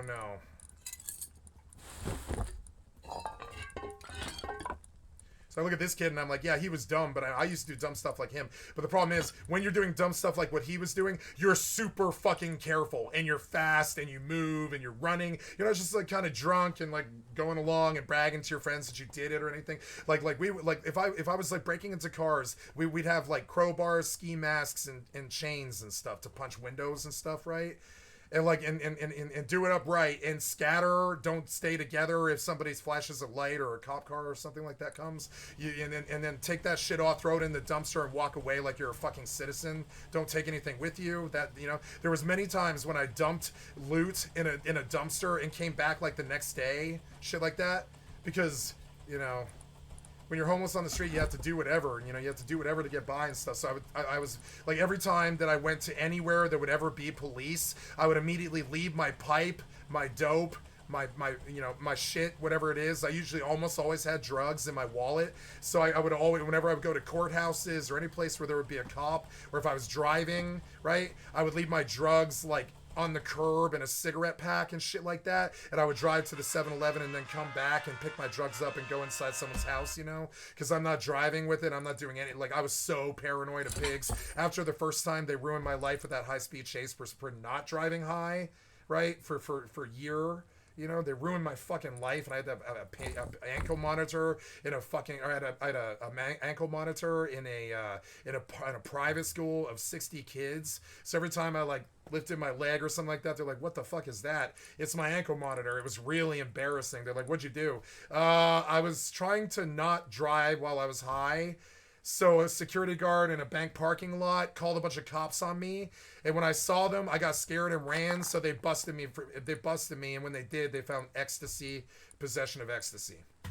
And while I was mortified and terrified of this and what it would do to my reputation, it actually really helped me when the kids all knew that I'd been busted for fucking high-speed chase and ecstasy and shit, and I was still getting good grades, and I was the most popular kid in the school, and I was the first one to get laid and all this. All that did was make my life easier.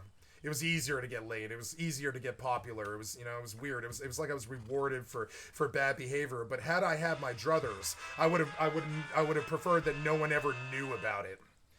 When they pulled me in, I was super high on X, and it took a while. It took like 6 hours to wear off or something like that. So I roll balls in the fucking Denver Juvenile Center for like 6 hours. So I was just like sitting there in a fucking holding cell with like I don't know, 20 other 17-year-olds, and I'm like shivering, and I'm breathing, and I'm rubbing my arms, and I'm like, and rolling balls on the double stack, the 2 double stack Mitsubishis that I'd eaten. That was weird. They kept me there, and so when I went in, they made me take out my contacts, and so like I came down, and I was terrified, and I had no idea what had even really happened, kind of. I knew there had been a car chase, and it was bad, but I was so high, I had no idea what the fuck to do or even how to process it, you know? And so I come down off the roll, and I'm in juvenile with all these crazy kids, and like fucking, you know, and I'm like rolling hard in there, and I'm like clenched teeth, and I'm rolling, and I'm like, you know, and then I come down and I don't have my contacts in and I can't even see the kids' faces, and they're acting weird because they're acting weird because I'm acting weird. I can't see their faces, right? So I don't know what their races are. I don't know what they look like. I can't see them when they're talking to me. I'm like squinting and stuff. And they're just like weirded out by me, you know? And then I spent 3 days in goddamn juvie at the age of 17 while my mother fought the court systems to get me out, which was just insane. And they thought there was going to be a conflict of interest because my cousin was on the arresting, you know, cop force and all that. The goddamn, and all I tried to do, I did not speed out of the bank parking lot. I was like, are you going to pull me over? Or are you going to arrest me? I put my hands in the air when he showed up. I was like, hi, I'm not doing anything. I'm just smoking a cigarette. Would you like me to drive away? I waved at him, and he just like shook his head. That was it. And I was like, oh, okay, I'm sorry, sir. I put out the cigarette, and I'm like, I'm driving away. Is that okay? I like made hands at him, and he just shook his head. And I was like, okay, well, should I stay here? And he's just shaking his head. And I was like, oh, I don't know. So I was like, all right, I'm going to start the car and drive away now, okay? And I drove away, and he follows me slowly out of the parking lot. And I figured, oh, I've just aggroed a security guard who's mean mugging me, who wants me to leave, right? But no, what he's really done is called the cops and is just following me wherever I go, waiting for the pigs to come hassle me. And, yep. And it sucked. And then when they fanned out, like a movie, they all fanned out from the right lane, right? I was going forward, and in the right lane, they all fan out, and I see this guy, you know, behind me about a mile back, and then behind him, 7 to 15 cop cars, like, fan out and block the highway so nobody can catch up to me, right? And I got terrified. I was like, what? And they were so far back there. I was like, I think I can just take the exit and dodge down the side street and park, because these people look like they want to kill me and I haven't done anything. And so I ran out of fear. I was like, what the fuck? There's 17 cop cars, and it looks like it looks like a SWAT team or something. And I was like, I haven't done anything but park in a bank parking lot. It looks like these people want to kill me. And I ran out of fear. I was like, all I did was park in a parking lot. If they catch me, that's what I'm gonna say. And I ran from them because it was terrifying. 17 goddamn whatever it was. It felt like 17. It was probably 10. It was like 10. It was definitely 6, because it was 10 cop cars when they pulled me over, but it was 6 that blocked the fucking highway in its entirety. I couldn't tell if it was about me, because the guy didn't follow me more. He stayed back like a mile. I couldn't tell if it was about me. I couldn't tell if there was a high-speed chase. I couldn't tell if they were coming for me. I was like, this has to be about me, because a security car just rolled me out of the parking lot. But I was like, they're so far fucking back there that it kind of looks like they're after somebody else. It was they were like a mile back there. I was like, are these for me or what is this? And so I was like, I'm gonna just speed up to like 70 here and get off the fucking highway now, because they fanned out. And I'm like, are they gonna come for me, or are they in a high-speed chase? I was like, I'm gonna get off the highway now. So I literally put on my signal and went off the off ramp at like 70, and then I did the off ramp at like 100, because I was like, something bad is happening, and my instincts were just to run, and I did. I didn't even think about how bad it was. I was like 17. I just ran. I was like, that is something that's either gonna kill me or ruin my life, one or the other, and I just ran with it. And I didn't understand it. This is the defense that we used in court. I was like, I had no idea what the fuck was going on. All I saw was cop cars about a mile back fan out like they were chasing some kind of crazy criminal. So I got off the highway, and by the time I got to my by the time I did the long on-ramp at Louisiana and fucking I-25, like fucking, and got the long on-ramp. It's like a quarter-mile on-ramp. It's really fucking long. I finally got to the top of it, and I was slowing down to take a right, and they hit the fucking on-ramp going 150, and I just hit the brakes at that point. I was like, okay, they're after me. I couldn't tell until they got to the exit. I was like, they were so far back there. I was like, oh, okay, they're after me, and I just stopped at that point. I was like, okay, these guys are gonna kill me, and they could see me. You know, they could see me at that point. They were gonna see if I tried to dodge off into the neighborhood. It was insane. And this ruined my fucking life for no good goddamn reason. All I was doing was smoking cigarettes at the age of 17 on the back of a car at 3 in the morning. Now, of course, I was in possession, and I was like up to no good, and I shouldn't have been there, and I was trespassing, I guess, but I mean, I didn't really know. I didn't know. There was no signs, I didn't know. So, and that sucks, but I mean, yeah, and I really wish I had been like up to something like robbing the bank or something for them to ruin my life like that for 2 years. I had to do 4 months of court and then 11 months of probation and shit. It was like almost 2 years. It was like 15 months or something. It ruined my high school life. It ruined my reputation. And all I was doing was smoking cigarettes on the back of the fucking car. The same thing with the Safeway fucking bullshit. I was shoplifting $19 worth of groceries and I was starving, so I just walked out the front door with a handbasket, like I wasn't even trying to hide it, because I was like, I have to eat or I'm going to die now. It's been 4 days, and I'm like, I have to eat. I've been able to drink, but I've not been able to eat in like 4 days, and I'm like, I have to eat now. So I just walked out with the handbasket, hoping that somebody would just understand that I need this and I'm leaving with it. And no, they tackled me, and as he did, he broke my fucking shoulder over $19 worth of food. And I had to fucking like be hauled off in an ambulance in front of the entire Safeway and all these college kids and, you know, people's parents and shit. It was just insane. And they wheeled me out in a fucking stretcher.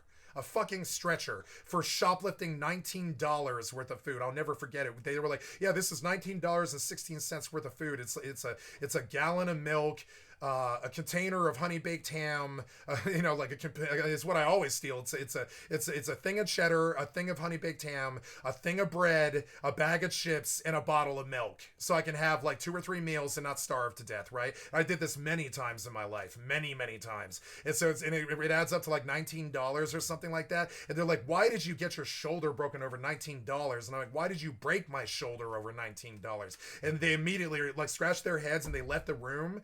And they didn't tell me. They didn't tell me for a long time, right? But they decided to file an assault charge on me after they broke my shoulder because they thought I was going to sue them for assault.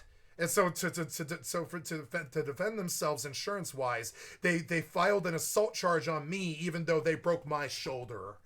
And I hate these people. I would kill them maybe for what they did to me. I mean, it was so bad. That shoulder, that was so bad for like 2 years. It was so bad. I had this shoulder, my fucking sling and shit. And I was like, Jesus Christ, all I did was jacklift $20 worth of fucking food because I was starving to death. And you had to break my shoulder and destroy my quality of life for 2 solid years. And that's been my experience with pigs.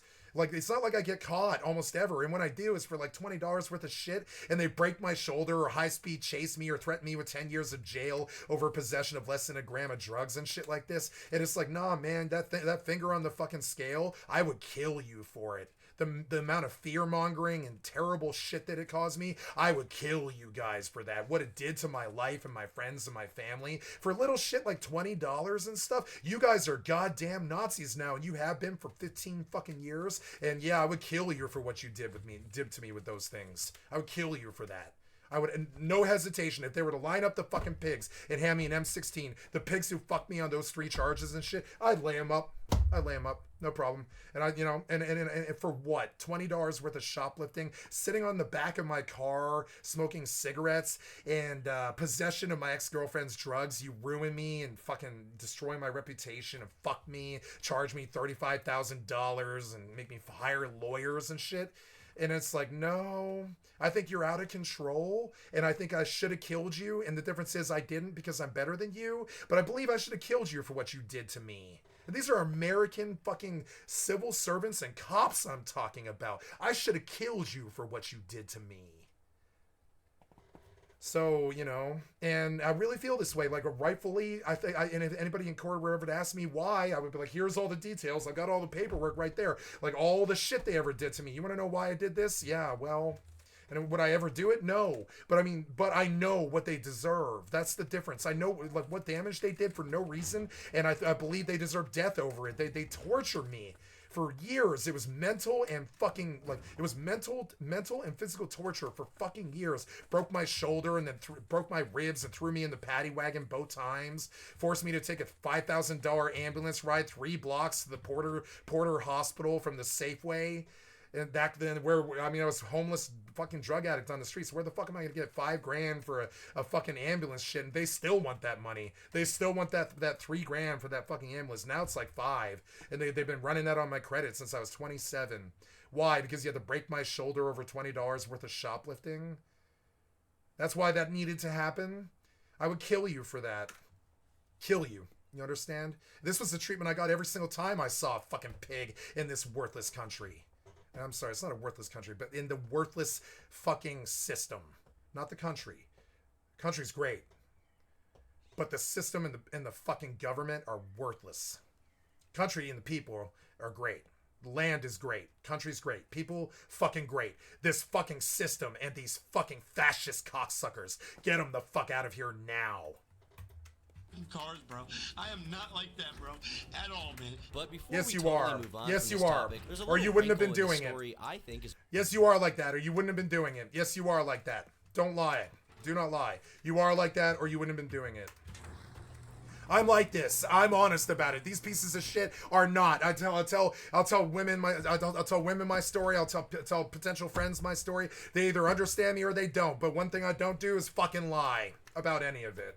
worth delving into. Many people, including Austin I himself, won't lie about what they mentioned did that to this me case and how resulted in little a I felony did, and I won't conviction, lie which about how actually bad it isn't the was. case. You know? see, it's very strongly suggested in the articles about the case that his accomplices pled guilty, but that Austin went above and beyond and actually cooperated with the police against them, thus making him a snitch. This goes a long way to explain why those very serious charges on. Now, I got caught breaking into my fucking high school when I was 17, right at the end of that year, right?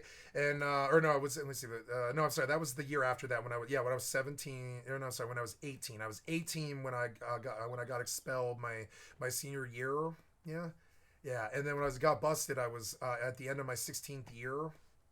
So, and it was just crazy and all that shit, and so there was this opportunity for me to sell out my fucking friends and get a way less problem with that fucking school break-in. But no, I protected all 4 of them, and on top of it, all the other 60 kids in the school protected us too, because nobody thought we should have been fucked for it. Nobody did.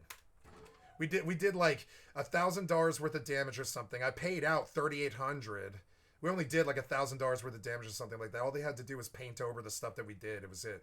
And like, you know, it's not like we burned or torched or destroyed anything really. Like, you know, and so, and I paid out 5 times the amount of damage that we actually did.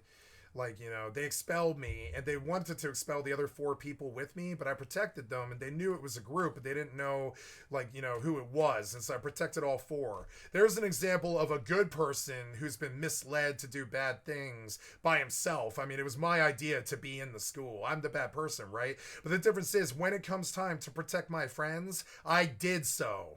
They don't have expulsions and felony records. You know, neither do I. I know I have an expulsion, but I don't have a felony record, right? But what they were fixing to hit all 5 of us with like 2 or 3 felonies each.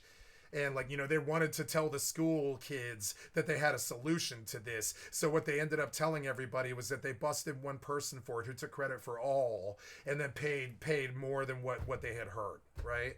And that's exactly what happened. And they protected me in terms of my name, but they definitely expelled me, which definitely was very obvious who did it, right?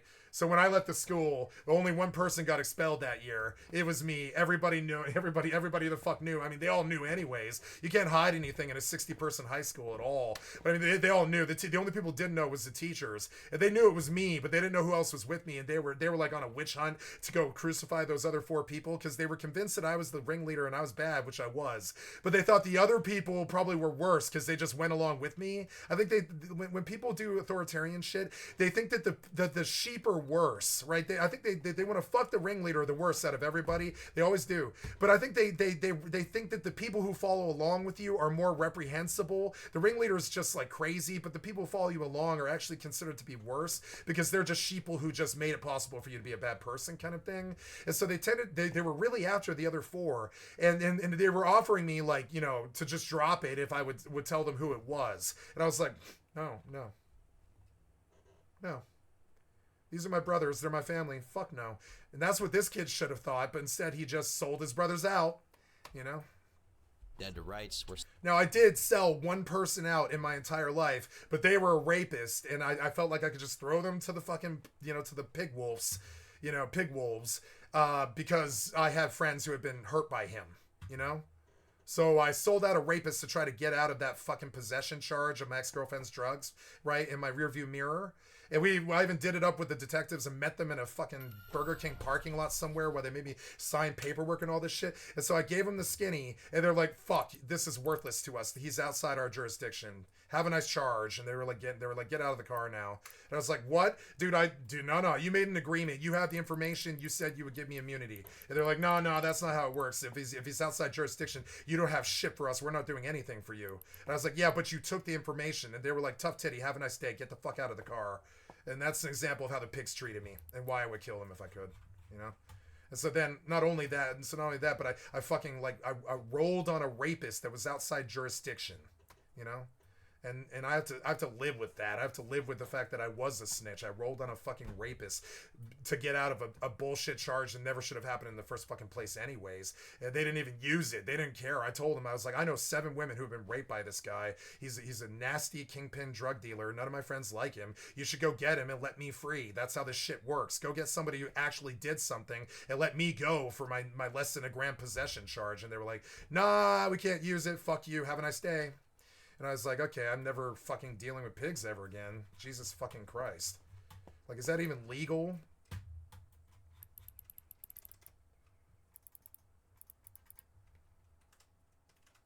And by the way, don't ever be a criminal if you actually do like bad things that people hate you for, because the first person in your community who gets busted for a 20 sack, they'll just sell you out. They'll sell you out to get out of the charge. So this is why you actually don't do bad things when you're a bad drug dealer or something like that. You don't do actual bad things like rape people, like other bad things like rape people like he did, or I wouldn't have rolled on him. I never would have rolled on him if he wasn't actually a fucking confirmed rapist. And I've met some of the women who have been damaged by him who were like smoking black tar heroin and fucked up shit, you know? Because they had been raped by him, you know? They were buying drugs from the dude that raped him, you know? And they told me this because I was the taxi driver who took them home, you know?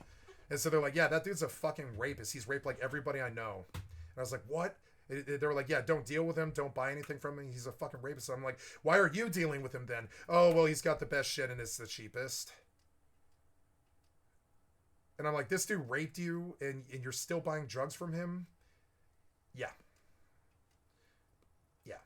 And so I sold that dude out, you know? I sold him out. I didn't like him. But they were like, nope, jurisdiction, which doesn't exist, by the way. Nope, jurisdiction. And so, yeah, and then they were like, have a nice day. And then I had to deal with all of that shit. And they wasted my time. I mean, there was like a bunch of phone calls. There was all that. There was like the hour it took to do the paperwork and talk to them. I mean, it was like all this hassle and bullshit. I had to meet them like 3 times and stuff. I will say this, right? The day that I got pulled over, they were like, we suspect that you're this big time drug dealer because you got an Uber car and you've been up for 6 days and we can see that, and we suspect that you're maybe a dealer, but we don't have anything on you. All you have was less than a gram of black and less than a gram of clear. So, you know, we don't have anything on you. So we're just, you know, you're going to jail now for possession. You'll probably be in like, you know, in city for a week. And if you got anything else, like other probation stuff, which I did, you're probably going to county for a while. And I was like, is there anything I can do to get out of that? It was my first question. I was like, is there anything I can do to get out of that? And they were like, yeah, we like you, and we can see that these aren't your drugs and that you're not lying, and that you're up shit creek for no reason, and that somebody else kind of fucked you with this. So they're like, we like you. We can see that you're actually not really a bad person, and we suspect you're a drug dealer, but we don't think you're a bad one. And they're like, okay, so we suspect you have a source, and if you roll on your source, we'll let you go.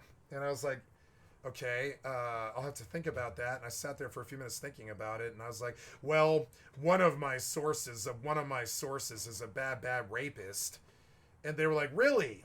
They were like, really? Now that we could use that. They were like, you see these wolf smiles come. They're like, really? And I'm like, yeah. One of our hotel guys is a rapist who rapes all the women that he uses as like essentially drug whores. And the women tell me this because I'm a taxi driver, and they do taxi driver confessions on the way home, and this is how I know it. And they're like, yep, we believe you. We believe what you're saying. I think we're gonna deal with you, right? They were like, yep, we like what you're saying. We believe you and all this. And they're like, I think we could work with each other. You want to get off your shitty little 20 sack charge and sell out a drug dealer? And I was like, yes, I do. And they're like, okay, we're gonna contact you in 5 weeks. We're gonna unlock these cuffs now. You can walk away. That's how it was. It was like 2 minutes. It was like they came, they unlocked the cuffs. They were like, "Yep, we'll contact you in about a month. Don't disappear. We'll fuck you." And they're like, "Promise to actually stay around and deal with us and stuff. We'll just give you immunity and we'll drop the charge." And I was like, "Absolutely, yeah, no problem. I'll fuck this guy. I'll sell him out anyways." And so it was funny. I mean, I did tell him who he was. I told him who he was and what he had been doing. You know. I told him when you end up being a kingpin, you learn a lot of nasty things about people for some reason, especially if you're a kingpin taxi driver and they do taxi driver confessions. Stupid Taxi Driver Confessions was popular kind of like 5 or 10 years before that. So they all think that they're in Taxi Driver Confessions. So they tell me who their gang capo is. They tell me who fucking raped them. They tell me like, you know, who when they cheat on their boyfriends and shit like that, or their girlfriends. They tell me when they're cheating on their wives. I don't know why, but they're like, here's the taxi driver I'll never see again. So I'm just gonna use him like a fucking priest confessional and tell him all the horrible shit that I've ever done. And this is how I ended up being a kingpin too. That's how I ended up meeting all my kingpin friends. I met my friend A, where she taxi cab confession what her father was doing to me. And I was like, okay. And then I met her mother, and I waited for 2 hours on a voucher for them, which is only a $7 ride. I waited 2 hours for them because if you take a medical voucher from somebody, you have to wait for as long as they want you to wait for, right? You cannot be like, hurry up please, because this is a handicapped person. They can take as long as they fucking want. If it's 2 hours, it doesn't matter. So my kingpin friend was using her mother's taxi vouchers that she got because she had poor health, right, to do her drug deals, and she was making the taxi drivers wait for 2 hours on the fucking voucher, which I thought was genius. I thought it was genius. I was like, I can't. When I figured out what she was doing, I was like, wait a second. So I think you're hustling in there, right? I think I said it to her. I was like, you're hustling in there, aren't you? And you're making me wait on medical rides while you hustle, aren't you? I just asked her outright, and because I was frustrated. They were like, I'm so sorry. This took so long. I'm so sorry. And her handicapped mother gets in the car, and they're both smoking speed, which I found out later. And they're both like, you know, and one of them's like the biggest drug dealer in Denver, and the other one is her mother. It was insane. And they liked me because I sat there for 2 hours. I'm sure the other taxi voucher guys who are from Ethiopia, I knew all the Ethiopian guys. I knew the Ethiopian crew in Denver, right? They were all the people that sit outside the Crown Hotel downtown, and they were the Ethiopian crew, and they all have like 8-seater minivans, and they like taking airport rides for $100, right? And they're good, enterprising Africans. They're friends of mine. I love them. I love Ethiopians, you know? They don't smile for some reason, and neither do Pakistanis much. They smile, but only when it's appropriate. They don't smile naturally almost ever, which is sort of weird. So it's hard for me to like kind of like gauge Ethiopians and Pakistani people, but I'm not racist. I love people from other cultures more than I like my own, you know? And they can tell immediately that I want to know everything they know, and I want to know what their food is, and, you know, who they sleep with, and what their politics are, and who they vote for, and all this other stuff. And so I made friends with the Ethiopian fucking taxi fucking you know, Ethiopian taxi cell in Denver, whatever you want to call it, like the group, right? And when I was parked outside the hotel, I smoked cigarettes or vape downtown, and I talked to the Ethiopians who were all sitting by their taxis waiting for airport rides to come through. And I learned so much about my business that way, and how to make money, and how to be a successful taxi driver and all this, right? It's all airport rides in a minivan for $50 to $100, 3 or 4 a day.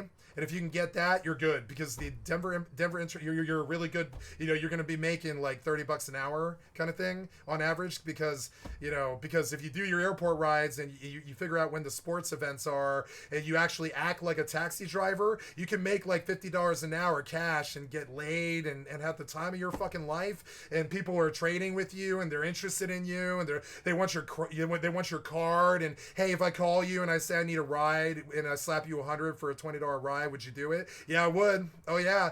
And they're like, would you ask any questions? No, I don't give a shit what my fucking people do. I'm a Herdic licensed taxi driver. I don't ask any fucking questions. You can sell dope and sex. I don't care. I'll tell them right to their face. I don't care what you do. I'm a driver. I'm sober. I'm legal. I'm driving you legally around. I don't care what you do. Right? And this is what I told my friend A when I met her.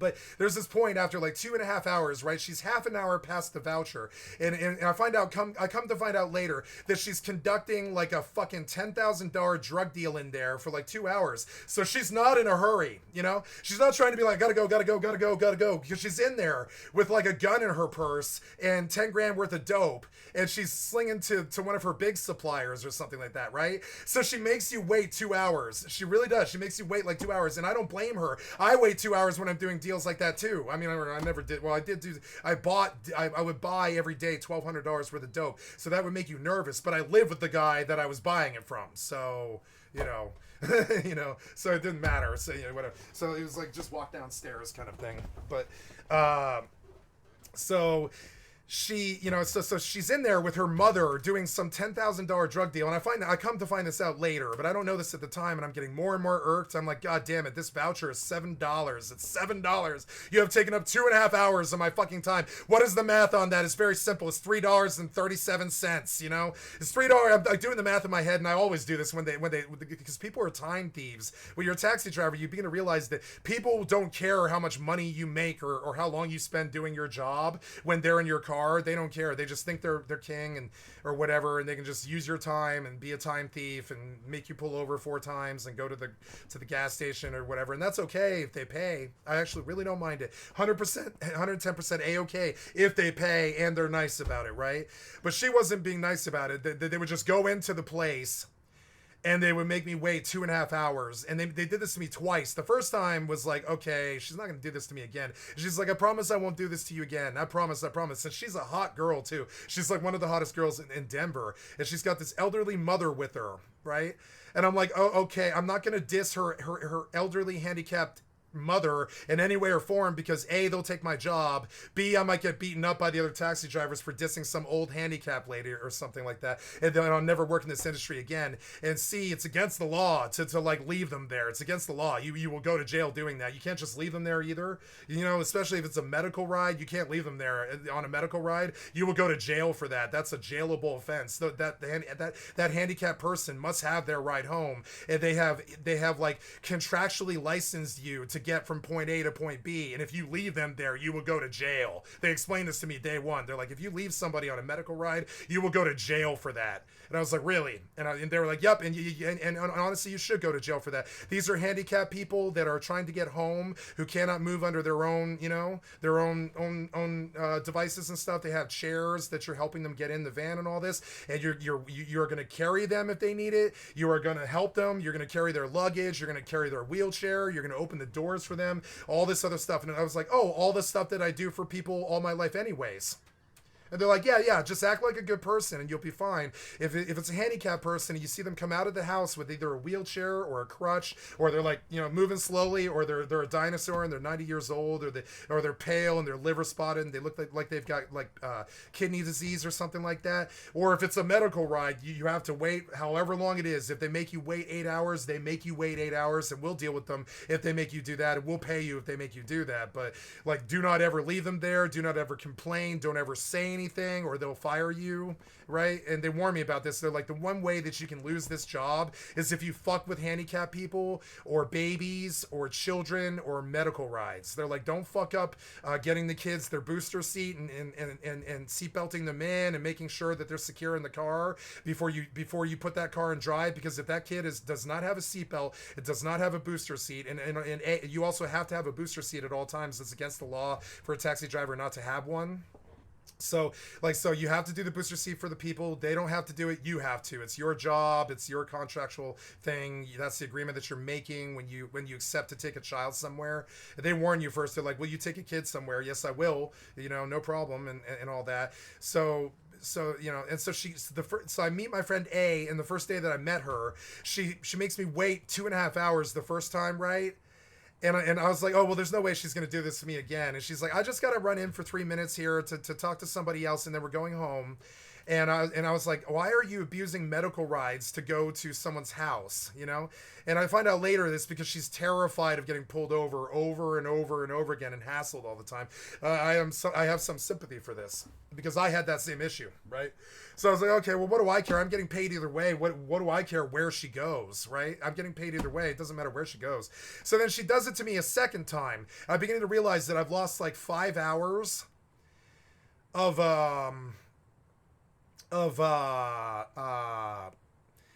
you know, like it's like 5 hours when she comes back out with her elderly mother. They're like tittering, and I can tell that it's like they're making fun of me. And I'm like, oh my God, you have cost me 5 hours of time for $14. And